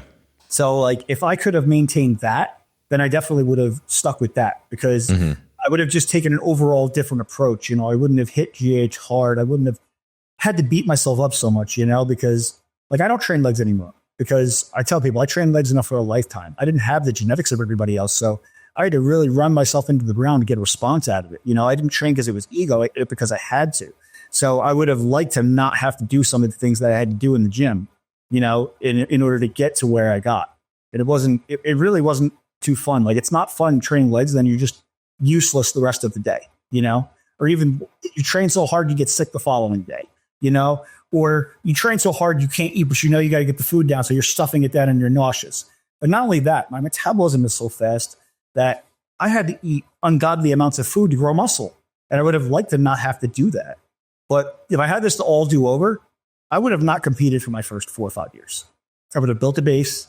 I would have done everything like that. I would have done it slow and steady. I'd have been patient. I would have had I would have thrown in a fasting day here and there. I definitely would have had 0 carb off days, which I didn't do in the beginning of my career because I didn't know enough. I didn't know enough to know to do it. You know, PED wise, I would have blasted earlier and then slowed it down. And that's what I do all my people now. The younger you are, the more resilient your health is. So that's when you want to build your base. And then we have our muscle memory from that point. Once you've built up to a certain size, people are afraid to like lose muscle and cruise and come off cycle. You will get that 20 pounds of muscle back in a month and a half if you've already built it once. It's not the same as trying to build it for the first time. So because of all that, there's no need to rush, you know? So I would have hit it hard in my first years, built my general base, and then just refined the rest of my career. Like even like we were talking about my guy going into the arm with Paul. I told him, once we got you topped out in classic, I was like, we won't be rebounding anymore. After the show, I'm sending you on vacation. Like, go home, like go chill, like no gym, no PEDs, come off. Let's be healthy because we're not trying to add 10, 15 pounds anymore. Because yes, the rebound is the best time to grow, but it's also stressful on your body. You just dieted for 16, 20 weeks on PEDs. And you're going to do another 10, 12. You know, that's not the best thing for your body. The reason we do it is because you can get a whole off season worth of gains in 10, 12 weeks. You know, so it's like having 2 off seasons in the same year. But it's still not the healthiest thing in the world to do. And I prefer to not have to do it. So if I could have maxed out my mass by the time I was 25, which if I was classic, I definitely would have.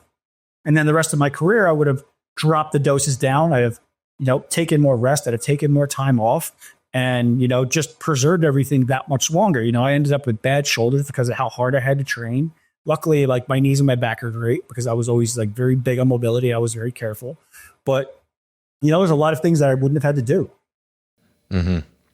For me personally, I feel like taking say 12 weeks off is a lot better than me rebounding. Well, from my personal experience, how are you with your cap? I am. If I don't take Winstrol, I'm 17 pounds below my cap. With it, I gain about 2 pounds, so I'd be 15 pounds. I mean, a rebound would benefit you, but again, it's up to you. You know, right? It depends on what you're willing to give for this. You know, I feel like once you have kids, once you have a family, the story changes. You know, you've got to be much more careful with your health and mindful of what you do yourself. You may want to do something, but you got to think of your family. And I'm also very big on that. Like one of the reasons why I'll screen people when they put in applications is because I try to get a feel for who the person is. And if they have I'm all about me and my family's on the back burner attitude, I just don't like that type of person. And if I don't want to help, I can't coach you to the best of my abilities. Like I have to like you. I want you to succeed. So if I think less of you, then I'm not going to do a good job. So I'd rather pass on that, you know? So I think that, you know, priority straight, you know, things like that is going to play a factor.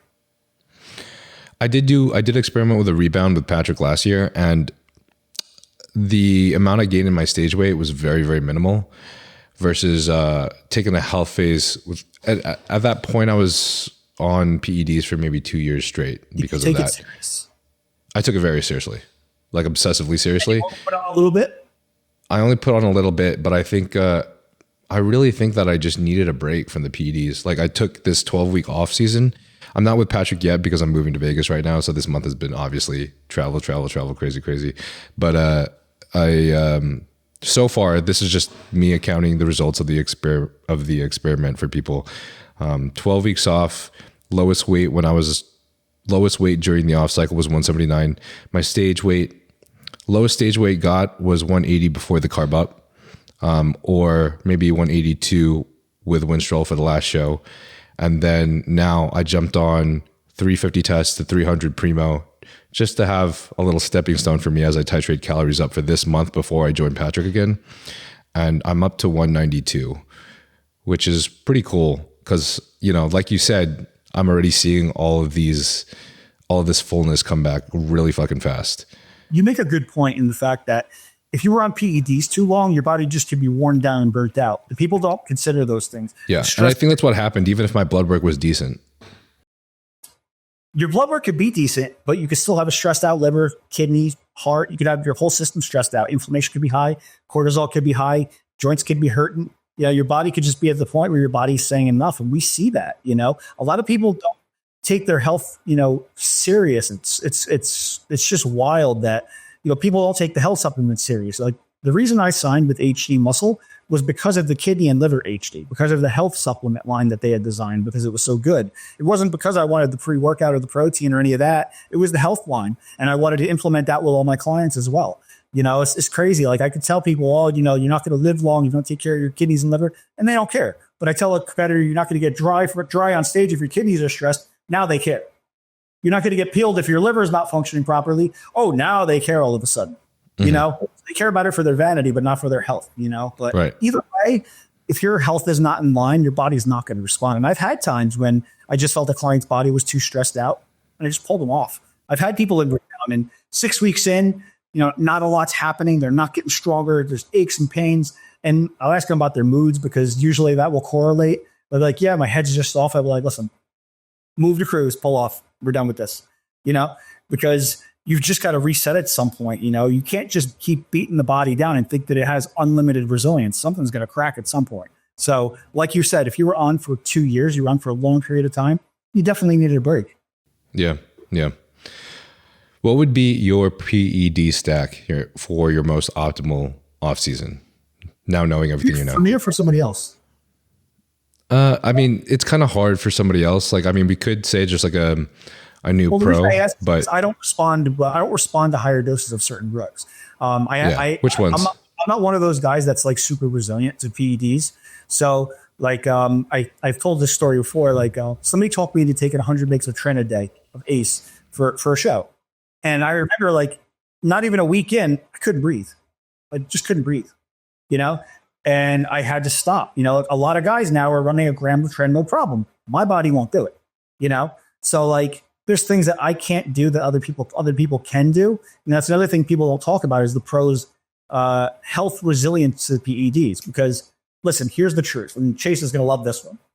Is the fact of the matter is typically within reason, the more you take without the side effects, the better your gains are going to be. But the thing is, most people are going to have side effects once you get into that, 2 gram, 2.5 gram range, but there's a lot of pros that can hit that 3, 4, 5 gram range and not really have even side effects like I had on that trend that time, because their body is just resilient. They have super health. So the more you can tolerate, the better you're going to be. Now, this doesn't mean everybody watching this to start doing it and then start, placeboing yourself and mind fucking yourself. And, oh, I'm fine when you're really not fine.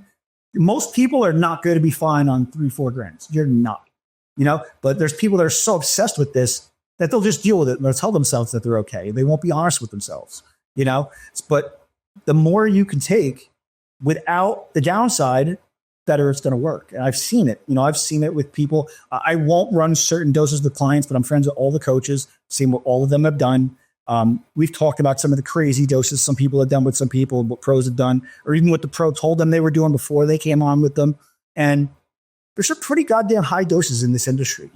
If we're talking open Olympia, I would have to say the average cycle for the Olympia is 3 grams, So there's going to be some guys like average cycle, like for the off prep. season.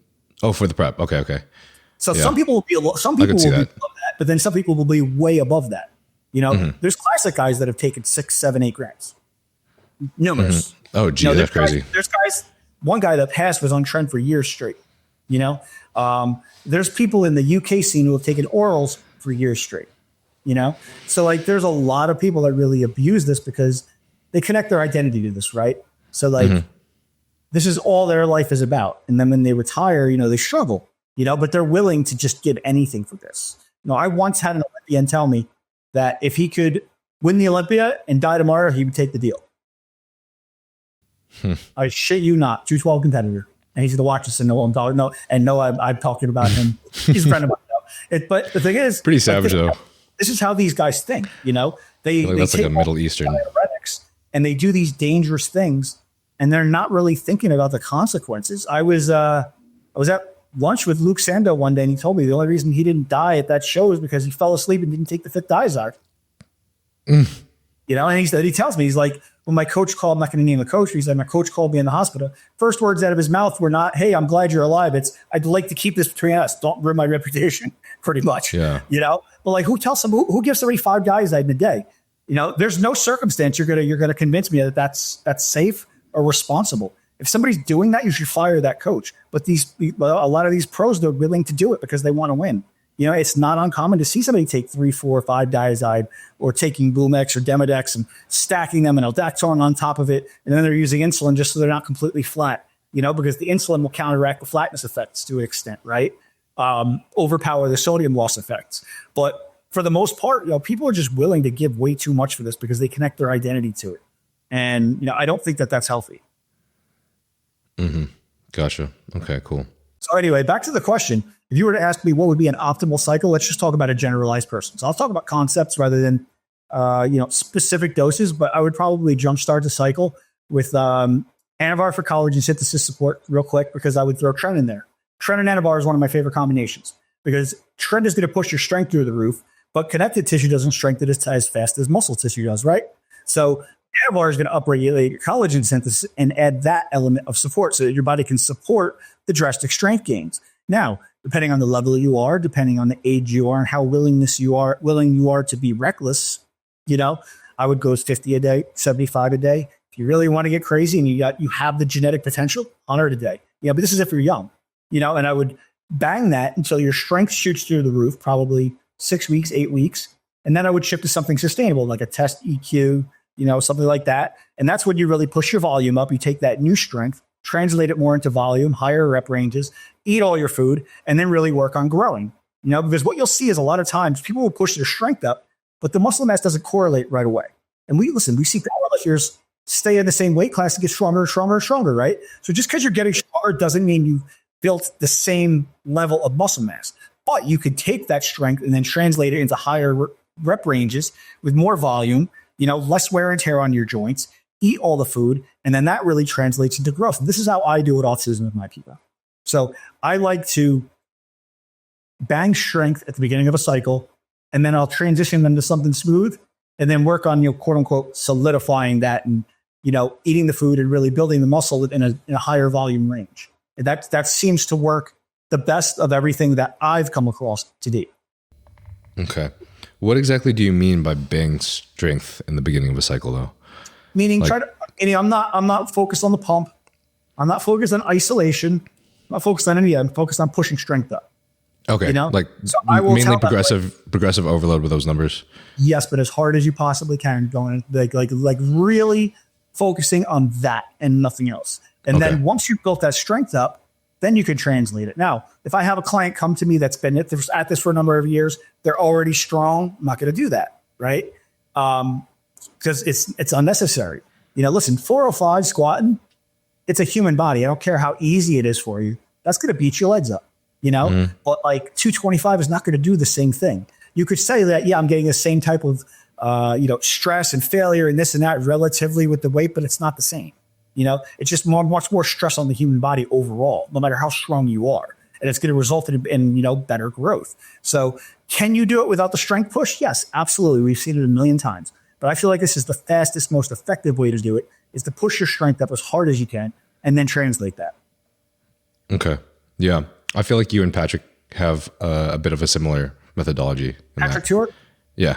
Friend of mine. He's one of the best coaches in the industry. He's an incredibly smart guy. He's very, very good at what he does, and he's incredibly passionate. And he will drop your ass if you fall off playing too much or give him too many excuses. For sure. Okay, cool. If you're down, I mean, obviously I have so much more I could talk about with you, but you want, like I said, this is a no holds barred podcast. You can get as crazy as you want.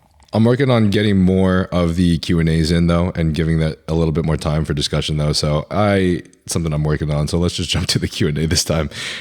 And then we can always do a second if you ever, are up for it. Well, we'll probably do another one in person at some point. We planned on that forever, but we just never ran into each other. We're like, screw it. Let's just do the recording. Yeah, that would be awesome.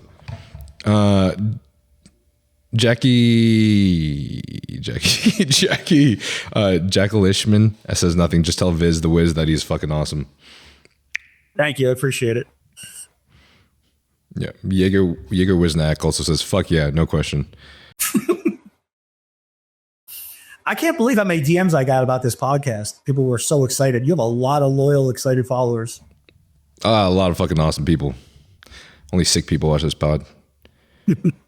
Kij Kobe asks, oh, well, this is also not a question. No question. Just shout out to Coach. Happy to finally see him on the pod. John Benjamin asks, at what point did you decide that going for your pro card wasn't worth it? Honestly, I did stop going for my pro card because it wasn't worth it. I stopped because my body shut down. My body gave out. I had shoulder injuries. Like I said, comfort killed me. I wasn't doing the same things. I was kind of like, it was a slow transition, but I caught myself trying to find shortcuts and easier ways and dealing with being hungry rather than just deal with it, or caffeine or Adderall when I was tired, when I really shouldn't have done it, and I was really just trying to make the process easier. I didn't stop because I decided to stop. I stopped because I kind of aged out. Sarcopenia kicked in early for me around 38. Mm-hmm. So I started losing my quad sweep. And what really bothered me was I started losing my shoulders, which were always historically very easy for me. Okay. So I was using those round caps. I still have the size to them, but they lost the bubbly look to them, Okay. So that started affecting me. And I really just didn't like how I was looking. And I'm not the type of person that's going to compete, just to be the best version of myself. I want to be the all-time best version of myself or not do it at all. And that's why people have asked me, why don't you just do I could still to this day, I could probably prep for a master show and turn pro. But that's not the pro card doesn't mean anything to me. It's how you do it, right? And it's what you got out of it. I would feel that I was third at the USA twice. I was fourth at Nationals. I was fourth at North American. I was this close. So I feel like I just couldn't get the job done. I didn't get the job done is what it is. So I don't deserve a pro card. I don't deserve to go take a master's card from somebody who might have started lifting at 30 years old and didn't have my track record. It's not the same. It's like a pro jumping into a little league game and hitting a home run. I wouldn't feel good about it. I believe that other people that get their master's pro cards, very respectable. But I don't think that because I couldn't hack it and open, I'm going to just sneak in the back door with a master's pro card. That's not something that I believe in from an integrity standpoint for myself. So that's why I just decided not to do it. And I just didn't like the way my body looked when I didn't have that big, full popping look anymore. So I didn't decide to stop. I was forced to stop. Okay. Going off of what you said about training, I personally, for example, when I did my rebound last year, I ramped up volume a little bit too high, started incurring a lot of injuries in my upper body, which probably also makes sense why my legs got to blow up in the last couple of years, because upper body just definitely took a hit in terms of training productivity. But this may be a little bit hard to answer because it's vague, but how big of a range in volume have you seen amongst all your clients, or maybe just other people in general? Are there do you see their, man, how do I phrase this? Do you see their optimal level of volume? Like You mean does required volume vary across the spectrum? Yeah. How much does it vary? So I don't vary volume very much. What I'll do is I'll vary frequency. So I'll add more rest days in if I feel like they're not recovering, because I feel like I program in a very fair and adequate amount of volume. But I also have self-management things in place. So I'll have these talks with my clients as they get older, as I've had them longer. Usually it's like our second year or third year, but I'm sure like we're really working together like for a long-term and like long-term goal. I'll explain to them like how to read their biofeedback, and I'll tell them, listen, I've had days when I planned to go into the gym for legs, 12 to 14 sets. After set 6, I was done. I went home. You know, you've got to know when you can't do anything more conducive to growth, right? So how many times have we had our quads are like smoked, but we're still training legs, and like the pump is gone. We're still pushing the sets, and now our knees are hurting. You know, everything hurts. That's how we cause those issues. So you've got to learn to read your own biofeedback. You've got to know when enough's enough. You've got to know when it's time to go home. Dante Trudel actually proved with all of his DC training that you don't need high volume to grow. He was having people do 2 sets of body part, you know, two to 3 times a week. And it was working. You know, it's just a matter of how much intensity, how much effort you put into it.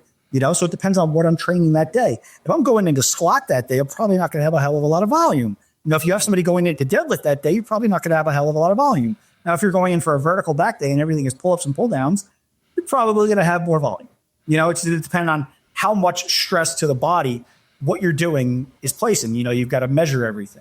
So being in tune with, you know, your biofeedback and what you need is very important. So self-management in the workouts is something that I will teach, but I'll also my clients will also always tell you this. My answer to everything is back off, take a day off. You know, like I'll have people fast.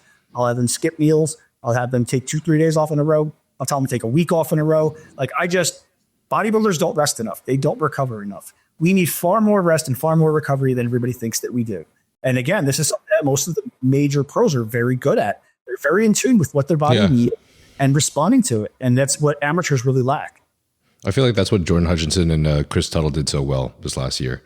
Was Jordan was really good at his biofeedback. Yeah. Yeah, I agree. Okay. C. Jeffrey asks, what is your off-season strategy to bring up a lagging muscle group? In parentheses, he has titties. He said what? In parentheses, he's got titties. His chest? Yeah. Well, it's going to be an individual basis, right? It depends on what's causing the body part to lag. So not everybody has struggling body parts for the same reason, right?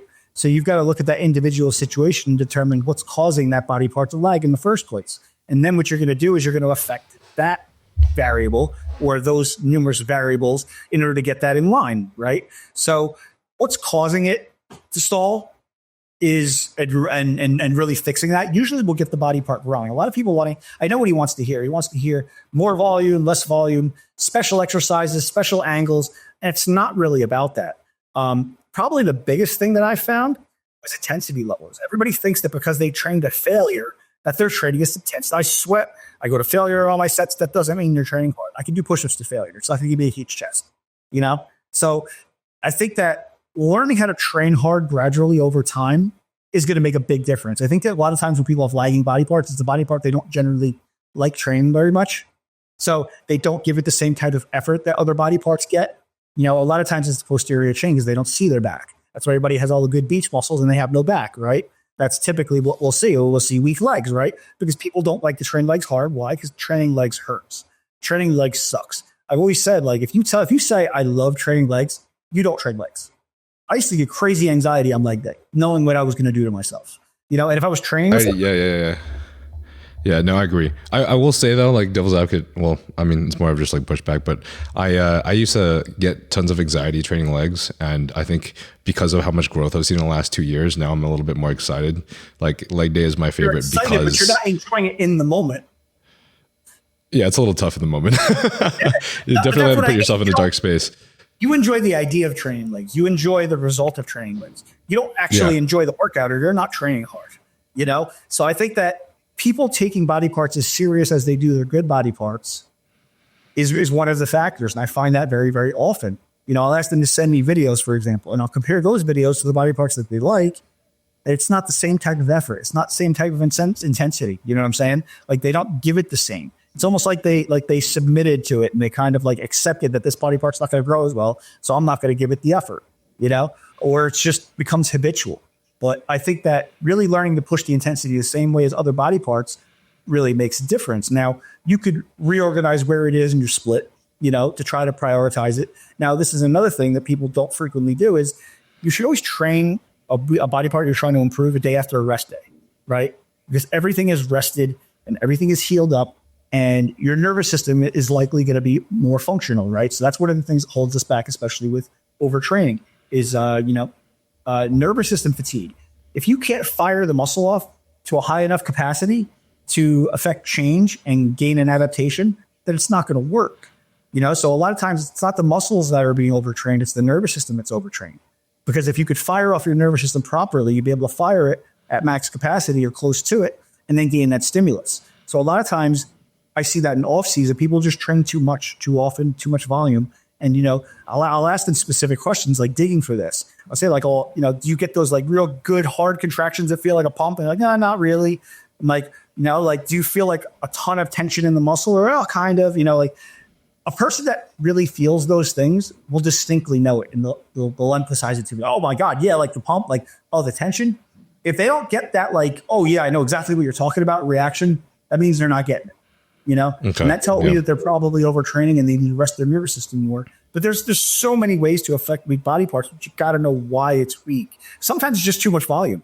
So a lot of times when you're looking at a weak body part, the body part doesn't recover the same, doesn't have the same innervation. It doesn't have the same capillary density. So it's not going to get the nutrients. It's not going to get the activation that it typically would for, a more advanced body part. That's also why weaker body parts are typically not as lean, right? Because of capillary density in the area.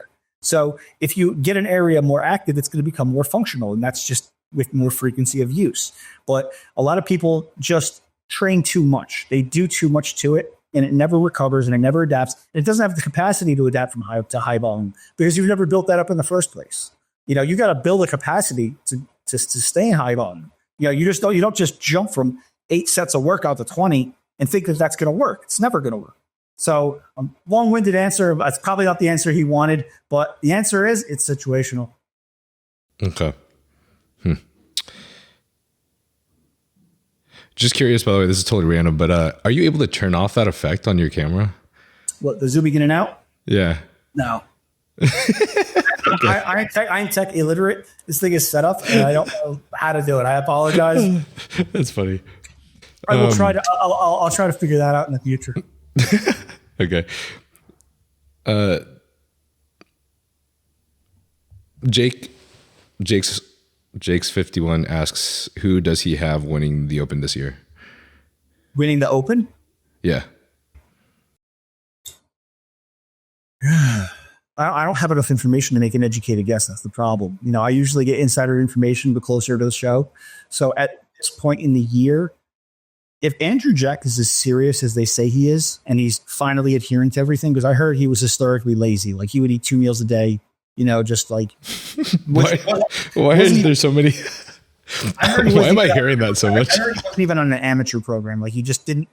The thing is, he's never had to do it. So why would he, So like someone told me that he was, I'm sorry, Andrew. This is probably not even true. People are probably just saying shit, but someone told me that he was eating either a candy bar or a protein bar while he was on like incline treadmill or Stairmaster while he was doing cardio. You heard that too? That's epic. But that's the thing. If he truly got serious with those checks, and changed the way he's posing some poses, he would be extremely hard to beat. But here's the thing. Look at Samson 350 right now. Samson's aesthetic. He doesn't have a wide waist. So it's not like he's going to have a blown out waist. Everybody's worried about like the Ronnie Coleman 2003 effect. But I think that Samson is doing a pretty good job of controlling his waistline. And people are underestimating how much that size is going to impact everything on stage. When he steps on stage, 70 pounds bigger than the next guy, it's a lot of muscle. It's a lot of muscle. And he's aesthetic. But here's the thing. We don't know what he did to get to that weight, right? So like I talked about the high GH thing. If he's banging GH right now, he's going to show up with thicker skin. and that's going to hurt his detail, and it's going to make him look like he's not as conditioned as he was the previous years, right? And that'll hurt him. But if he's not, and he's just really building up there with just like food, effort, training, genetics, and whatnot, then Sensei's going to be really freaking hard to beat.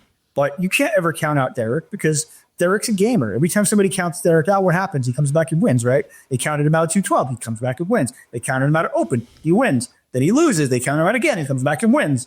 They counted him out at Pittsburgh. He wins. No, he Derek's a gamer, so you tell him he can't do something, he's going to try to just shove that up your ass. So we don't know what Derek's doing right now in line with, preparing to beat Samson. But I think that Hadi is going to be out of it.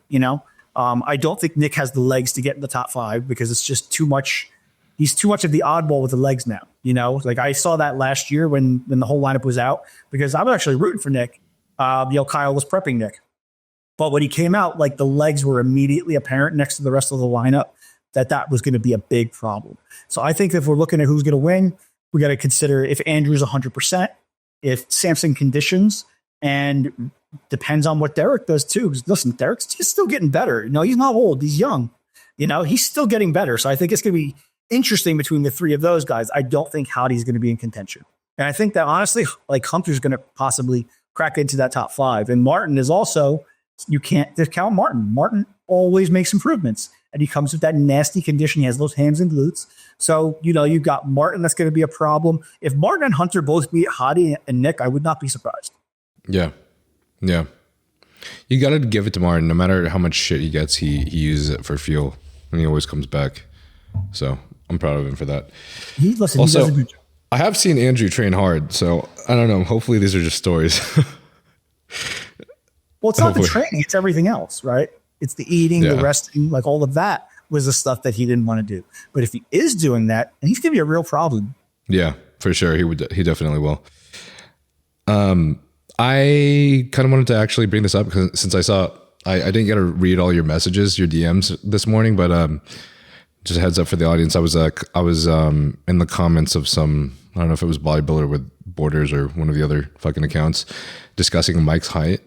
And I found that really interesting that you guys measured that, because like that was genuinely my personal experience with him. But then again, I was wearing Converse. I don't know what shoes he was wearing. I don't remember, but it's in the videos somewhere. Honestly, in my heart, like I hope he's trolling. I hope he was joking about getting to 5'9". Right. That's crazy. I hope it was a troll, because I've stood next to him. I've literally seen somebody who's, I don't want to say too much, but a certain height standing next to him. I have a very good idea of how tall he is. And I don't want to say too much, but he's not 5'9". And I really hope that he's just trolling about getting to 5'9" to get everybody talking, because like then we had Wesley jump in. And he's like, I'm going to be 6 foot, but then I figured, no, why don't I be 6'1"? And then why stop at 6'1" when I could be 6'2"? Like obviously Wesley was trolling him. And I think that's going to be a pretty good comparison if Wesley's legs have come up. But if Mike is 5'8" to 5'9", I could accept that. If he's over 5'9", that's not something morally that I can, applaud. Or you mean if he's like 5'7", you're saying? If he somehow gets heighted over 5'9", I would consider that bullshit. Oh yeah. I see what you're saying. I think he has the capacity to be able to reach 5'9", that cap. Obviously, like I told you guys, I said in the comments, I'm 5'7.5". What's up? About when you wake up in the morning because your spine decompresses? Well, honestly, I wasn't even counting that. I was just thinking about the fact that when I was training with him, my eyes were like looking a little bit up at him. That's all I remember. And I remember thinking IFBB and my doctors height me at 5'7.5". I would say I'm probably more like 5'7" and like fucking 3/8 or something. I don't know. It depends on the time of the day and like I guess how fucking into prep and depleted I am. But normally the IFBB heights me at 5'7.5". So I guess I'm 5'7.5". I am. But I look at him. Beyond positive, he's not close to 5'9". I feel like he's got to be at least 5'8". I'm 5'8", and he's not taller. I feel like he's got to be at least 5'8" then. Maybe he was just wearing like slightly thicker shoes than me, but yeah. Again, I don't want to say. Maybe you can gain like half an inch to an inch on like by hydrating his discs. I know he does like an entire like month-long process when it comes to hydrating his discs. So that doesn't work. That's foul. That's a bunch of smoke and mirrors. You don't think that works? That does not work. What about Michael DeBoule saying that he gained like he gained half an inch in his height class, so he was able to put that in his back? Don't believe him. Somebody explain to me physiologically how that's possible, how you can, specifically hydrate your discs and get them to decompress and affect that physiologically. I would love to hear somebody explain that to me. Sounds like a bunch of smoke and mirrors. Sounds like a bunch of BS. So that when they beat the measurement and they get over, that's their excuse for how they did it, so they can justify it. It's complete. Do you not believe that you're shorter at the end of the day? Of course you are, because of your spinal compression. You're always tallest first thing in the morning because of spinal decompression, right? Mm-hmm. Yeah. To what extent? 3/4 of an inch max. It's not going to be to the point where you gain significant height. So saying I gain, but I think gaining half an inch is possible. Half an inch. That's no, not an inch and a half. I was saying half an inch is what I was saying. Like half an inch. Oh, listen, I could take any guy at the scale and get a half inch out of him. Yeah, that's what okay, so we don't know exactly the height Mike is, so I'm not going to like claim anything, but if I were to say my observations, I would believe he's 5'8", and then when he does all of that, then he can reach 5'9", and it puts like what? I don't know how many, 6-7 pounds or something on his cap. I bet money against it. If I was there to do the hiding. Okay. I would all right. Very big money against it. All right, bet.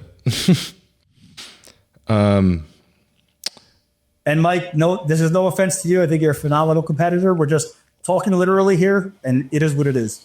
Yeah. These are always such funny combos to me, man, because like even when I was blowing up on TikTok, like in 2020, I would have so many people just saying that I'm fucking 5'2" or I'm 5'4" and that I'm such a liar. And I'm like, everybody's going to say that shit, dude. No, I hate the way this people are just retarded. I hate the way this whole situation went, because last year, it's funny. Mike had this like stigma because of all the hiding controversy, right? So we know that if he had won, everybody would have made a big deal, the whole audience. So you can never rule out the fact that maybe that played a part in the judging, right? Because so like it's not fair to Mike, because look at how he's an insane competitor. And I always like to see the best guys up there looking their best and everything judged fairly. And I feel like because of that controversy, he didn't 100% get the. Now listen, am I saying he should have won? No, I'm not saying that. I'm just saying that even if he was lights out, it would have been tough to give it to him. And I don't like that. I don't think that's fair for him. As hard as he works, that should happen. I would love him to just say, okay, I'm a little over 5'8". This is the weight I'm going to go with. I'm going to come in here and smoke everybody. If I was here, I would literally have somebody walk up to the scale with me or the camera. I would be like, look, say 5'8.1. Let's go. And then nobody can say shit. And then just walk up there and smoke everybody. I would applaud that. I would love to see that too. Yasser X. Why do I even say usernames? I don't fucking. Yasser asks, how do you structure a refeed day? When to push? How do you structure a refeed day, and when to push or pull back on the refeed? Okay, so we're talking about prep, right? I'm assuming. It has to be, because the way you worded it, you didn't say like dieting or contest prep. So the way I start refeeds is I like to try to start refeeds at 6 weeks out if I have them far enough ahead. But you can't do a refeed without them being in reasonable condition, right? Because obviously your sensitivity and your partitioning is going to be altered as you get leaner, and different variables are going to change. Your body can respond differently to things. So when we do refeeds, we want to collect data. And this is why people mess up with their peaks a lot, because they don't collect data. By the time I get somebody to stage, I have a pretty good idea of how they're going to peak, because I've collected all the data on the refeeds. So 1 day of refeeding is not going to be sufficient for, a metabolic boost. We know that based on research. So it's got to be at least 2 days. So I always start low, say 100 grams of carbs a meal times 5-6 meals. And then we'll do that for 2 days. And then I'll assess. First thing you want to do is you want to see how many days it takes that water retention to come off, right? See how much weight they gained, see how they responded to it. And then you got to decide if you're going to tweak that up or down. There's no one set way. There's not one set method. The good idea of the carb amounts based on the size of your competitor, right? and their metabolic rate and what you know about how their body responds to things. So it's a lot of like trial and error. It's a lot of guess and check. I start with a very basic 100 grams carbs meal, lower protein. We make sure we pose after every meal, things like that.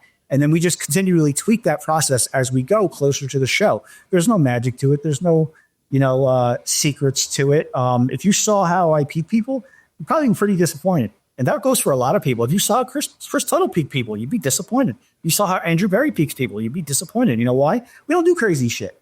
We get them in shape. We see how their body responds. And then we do that. And then we just watch closely and monitor, and that's it. And you're going to be very consistent that way. A lot of people want protocols, but there are no protocols. There is no such thing. There's no such thing as a peaking protocol that's going to work for everybody, or even half the people. It's always going to be different. If you see 10 of my clients, if you look at 10 of their peaks, you take a different coach each person, because they're not the same. You've got to do what their body tells you to do, not what you want to do. And I think this is where maturing as a coach comes in, because at the beginning of a career, you have a tendency to think, okay, this is what I did, and this has worked for me, so this must be the best way. And then you want to implement that with everybody else. So you'll stick to a style of dieting, you'll stick to a style of bulking, and things like that. And then as you get older, you realize that people's bodies are so different that you're going to alter these things based on what that person's body wants. So people will say to me, are you a high carb coach or a low carb coach? I'm like, I'm high carb, low carb, high protein, high fat, low fat, carb cycling, keto. I will do what your body tells me to do. So I can apply every method based on what I see your body needs. So rather than protocols, you need to get better at reading that person's body and responding accordingly.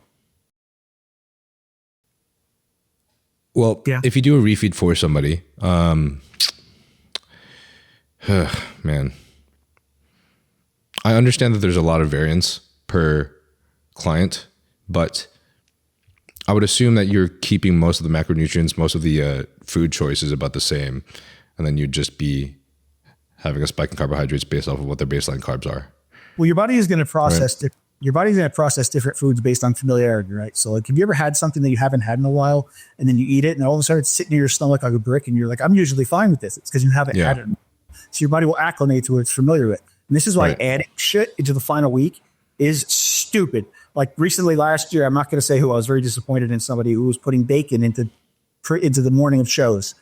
And I was just like, you just gave somebody greasy fucking bacon the morning of a show, and they've never had it. You don't know what it's going to do to their stomach. And fuck the client's stomachs up real bad, So like, I was very, very disappointed in hearing that from somebody that I had, helped through time. So like, you never want to add something into the final week that you haven't done.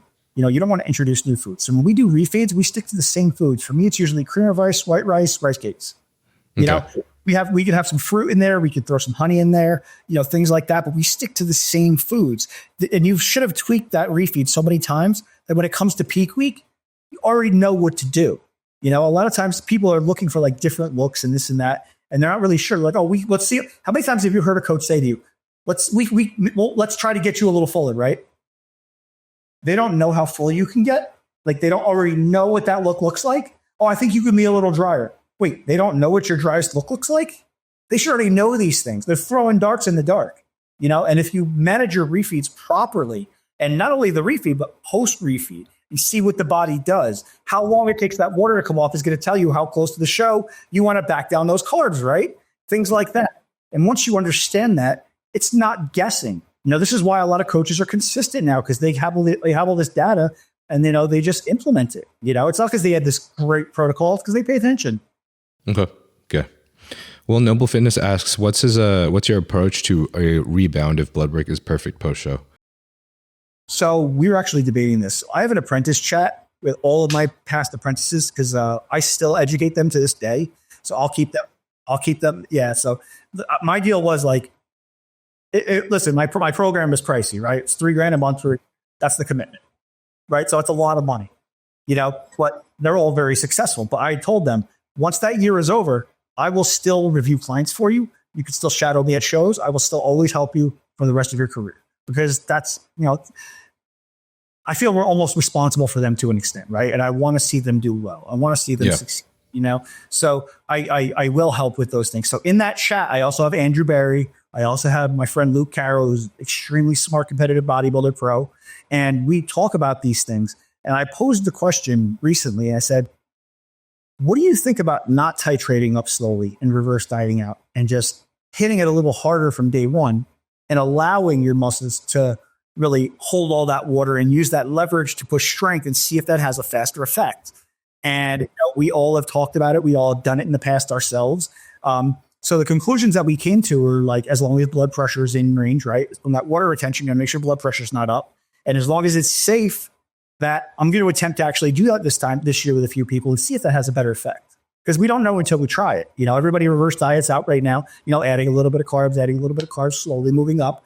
But, that sensitivity is elevated the most from the beginning. And anybody who's gone off the rails post-show knows you blow it up with water and then you're mega strong in the gym, right? So that tension and stimulus could lead to more muscle mass. I'm not talking about getting bloated out of the mind to where it's like disgusting, but just, a good amount of water retention, not trying to stay dry. And to gain that intramuscular water retention and that resulting leverage to make you stronger and allow for more stimulus. So that's something I'm going to be playing with this year. Gotcha. That's cool. Yeah. Patrick is the same way with that as well. Nice thing for me though is I can eat hardly anything and all of a sudden I blow up with water. So picks up being a dark skin Asian. Metabolism? What's up? You metabolism? Yeah. Compared to average, which is nice, in the off season. What's up? Can't tell because you're always pretty lean. Thanks, bro. I fucking, I was a fat kid. So it's like a little tick where it's easy for me to work really hard to be lean because bullying gets you there for sure. But that's where some of the motivation comes from too. Yeah, for sure. There's a lot of questions, man. Fuck. I'm so sorry, guys. As you want, and then edit this later. I don't know. Whatever you want. Yeah, let's start doing a little like hyperspeed firing off. Well, no, it doesn't have to be fast. Like I'm done for the day with work. So yeah, okay. No rush. I personally have to get a little bit ready because I have to head to Vegas for the house hunting and shit. But we'll do a little bit more. Andrew Griggs asks, ass or tits? Say ass what? Ass or tits? Ass or tits? I'll ass for sure. Ass for sure, bro. Are you even a bodybuilder? Gon de Klerk asks, best gut health advice to avoid leaky gut, dysbiosis, and SIBO. Hire somebody to fix it. That's my best advice. Oh man, I would say the same. These people think that they could just fix these things on their own without, any semblance of understanding of what it is or any experience and knowledge on how to fix it. Hire somebody to fix it. You wouldn't try to get yourself better when you're sick instead of going to the doctor. Like you get in a situation like that, with multiple factors, he's got almost zero chance of fixing it himself. Gotcha. Yeah. Yeah. Gut health is very complicated. Andrew Gergs asks, what is your most controversial bodybuilding hot take? Controversial bodybuilding hot take? Yeah. I don't know how controversial it is. And a lot of things, a lot of my takes people agree with. I think the Victor Martinez one was a 2007 Olympia. I think he won that show. I think that if Ramon was a better poser, he could have beat Sebum at a couple shows. I think that his posing cost him a title a few times. I don't really have any controversial takes, and it's pretty in line with what a lot of people agree with. Whether the judges decided on that or not, a lot of the fans will agree with me. So I'm like, no real controversial takes on that. Okay. Frankie Gutierrez asks, at what dose of GH do you typically begin to see insulin resistance in people? Oh, that's going to be dependent on the person. So there's a wide array. You'll see some people get insulin resistance with 4 IUs. You'll see people get very little insulin resistance with 8 IUs. Now, if you're going like 10 plus, almost everybody's going to have significant insulin resistance to some extent, and then water retention with that. But this is, again, it's going to be situationally dependent. Now, whenever you say GH, I'm talking about pharma GH. I'm not talking about generic crap. So specifically talking about pharma. I would say 2, 3 IUs is probably safe. 4 is usually safe for most people as long as you're eating responsibly.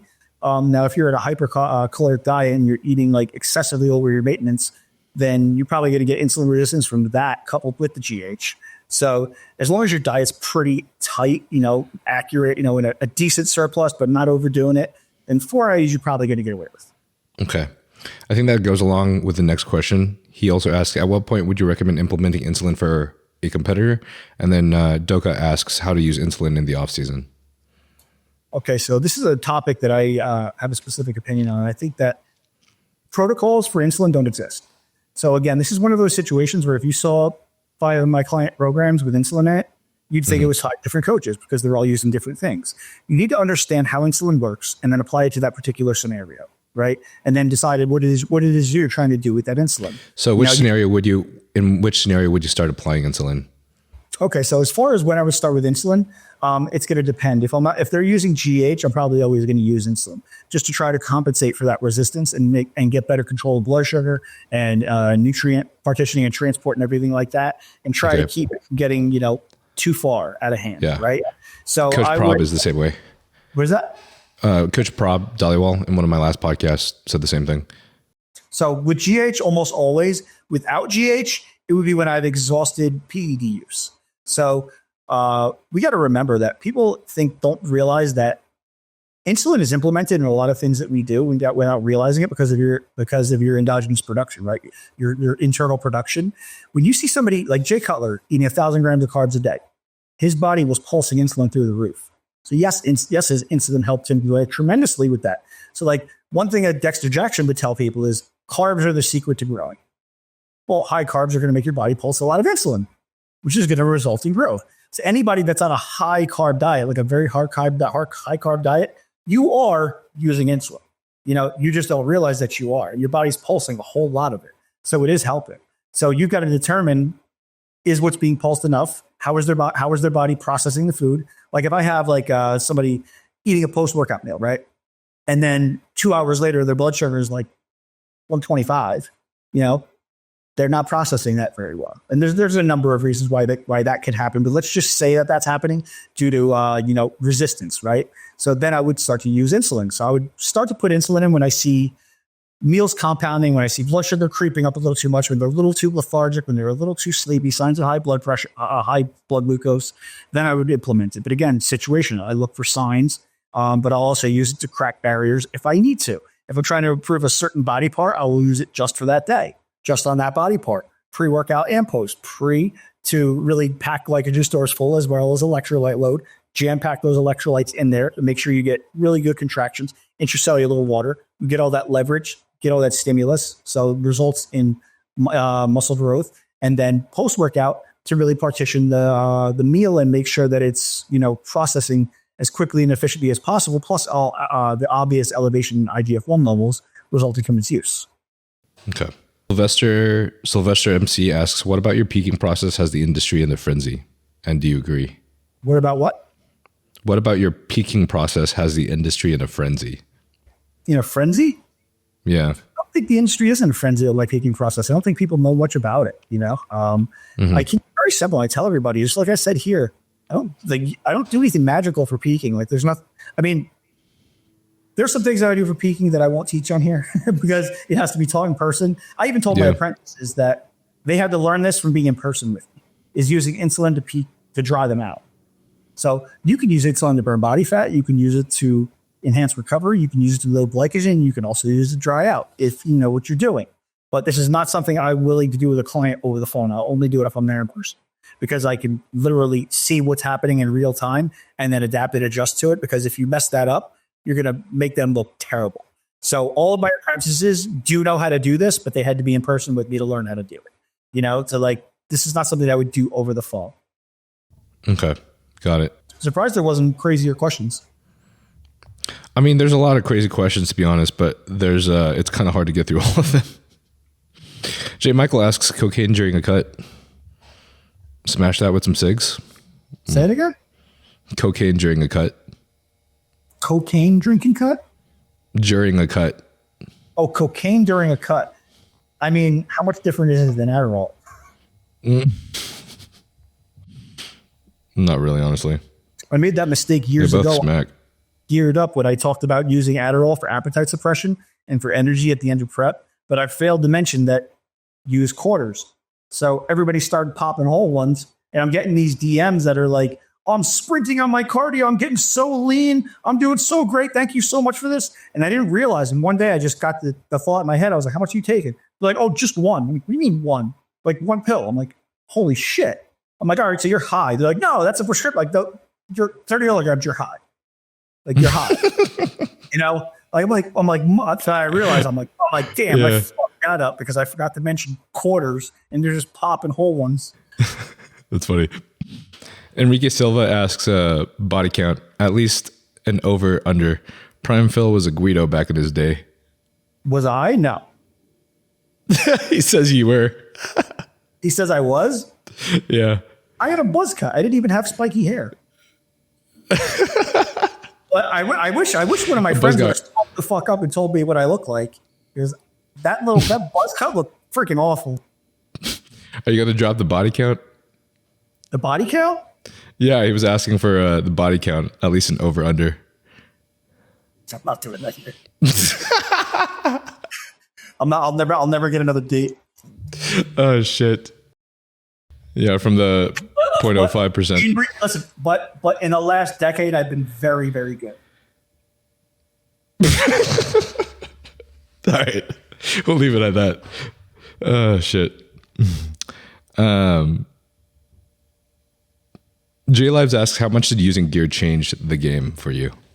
How much did gear change the game? Well, again, I didn't have the genetics. So like naturally, I wasn't growing a whole lot. I was growing, but like it was like a slow roll, you know, like people look at how big I got and they assume that I had good genetics. No, I drained water out of a stone to get to that size.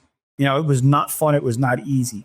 So PEDs changed a lot for me because without PEDs, I probably couldn't even have been a good natural bodybuilder. No, I wouldn't have been able to build it. So I have a 18-year-old right now who's natural who would have beat me, you know? So like, actually I have an 18-year-old who's natural who would have beat me after my first cycle. So actually I have 3 natural clients that would have beat me after my first couple cycles. So like, I wasn't responsive. So, but the biggest game changer for me was GH, Pharma GH. That's what really changed everything for me because I couldn't get big enough. I have very wide shoulders, but it's hard to fill all that in, right? So I was really wide, but I was also really thin. I didn't have any thickness. So I was not able to get like a thick look until I got the GH in. Okay. That's cool to know. I feel like jumping on PEDs helped me grow quite a bit, but like the biggest difference is really just like getting that crisp look. Like when I would just run Primo and Mast or something like that, or like Winstrol along with it, it's just like, dude, you get a look that's just. You feel like you morph when you change the drugs? I feel like I morph when I take prep drugs.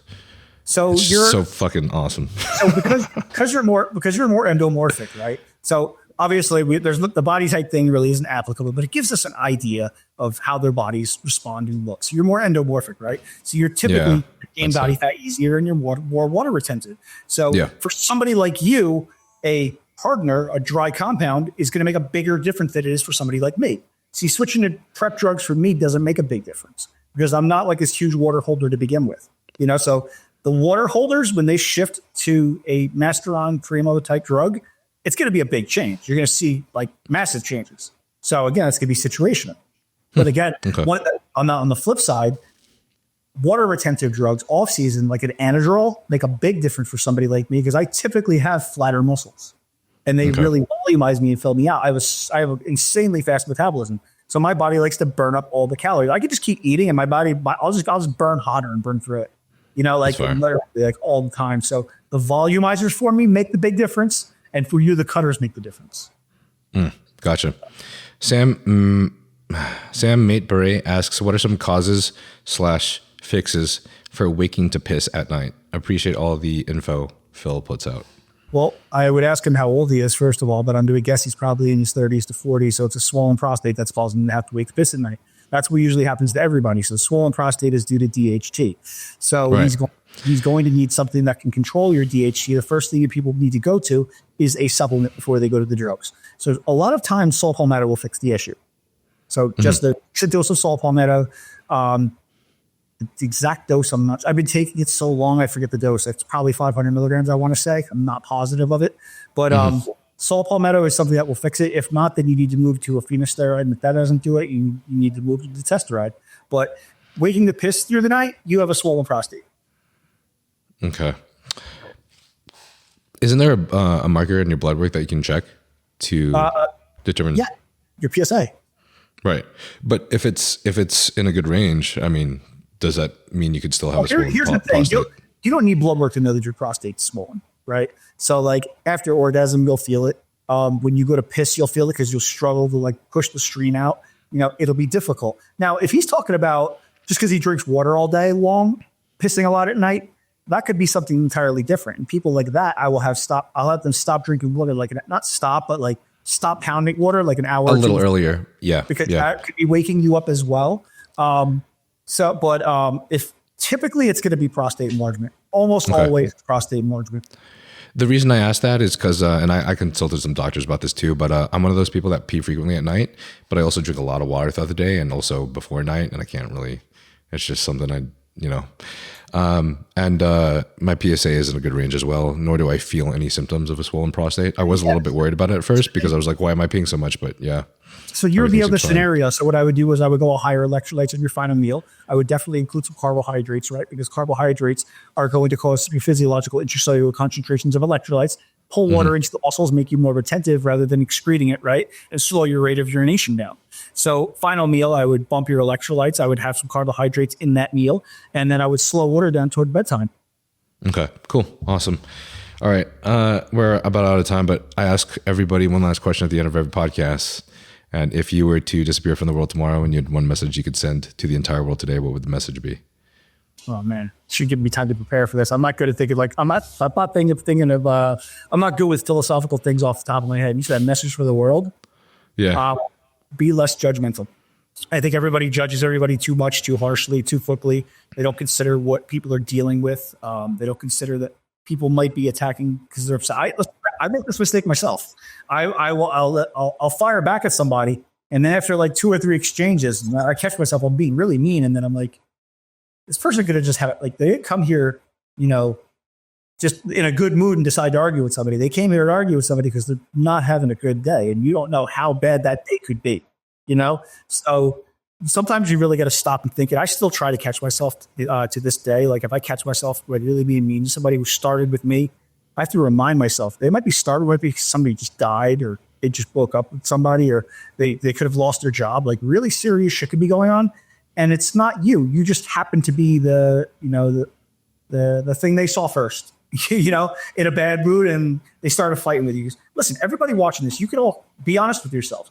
I will go online and fight with people when I'm in a bad mood. If I'm in a great mood, if life is good and I'm happy, it never happens. Never. Happy people don't do that. Happy people do not go online and start with people. Never. If you see that, something's either psychologically wrong or currently wrong life-wise, and we just need to, really think about those things and be less judgmental of people as far as that and what their choices are. I feel like this world is getting really like judgmental as far as, what people do with their lives and how they act and what they like and this and that. One of my friends recently told me like they had like a dominatrix relationship, right? I was like, all right, cool. Like it's not my thing, but that's your thing. Cool. If I ever meet somebody who likes that, I'll introduce you. Like, people just judge people for shit far too often. There was a national competitor 2 years ago that I got in an argument with, and he had recently told me that he was bisexual. And his first thought was, I'm going to go online and tell everybody that. I'm like, are you crazy? I'm like, I don't care how mad I am. Like, no, like, what the fuck? Like, first of all, that's not something to judge somebody on. So what? They like this, they like that. Who gives a shit? Everybody's different. Everybody watching this has something fucking weird they watched in porn or thought of or whatever, fantasized about or was high, drunk, whatever. So nobody's fucking innocent. If you want to be judged on your shit, don't judge people on their shit. Period. Awesome, bro. I fuck with that. Well, this was an awesome podcast, dude. And I know we could talk about loads more, but is there anything that you'd like to share or like any place you'd like people to find you before we close up? It's pretty easy to find me. I'm always on social media. If you're going to apply for coaching, you can fill out my application on my link tree under my bio. I do consult calls pretty frequently for coaches and for competitors as well. Coaches, I do have an anonymous option where you can do a consult call with me for a client without your name being visible.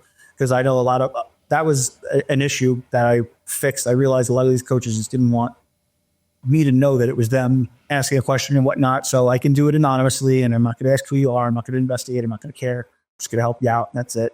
Other than that, hopefully we get that educational platform launched up this year. That should be good. My contest prep course just dropped recently. We really improved that. We moved it to like 70 pages of PowerPoint, but I got it done in under 4 hours, which was great. We even added additional bonus footage at the end. So next course coming out is going to be blood work. From there, I'm going to be doing a whole ton, probably 400 or 500 videos of educational content. So that's what I want to do. Try to change the industry, try to make a difference. And hopefully I do. Awesome. Thank you for coming on this pod, bro. That was awesome. Thank you guys. Pleasure. Yeah. And everybody, the podcast merch is all in a bunch of different colors now. And we got new shorts. So if you guys want to, it helps immensely.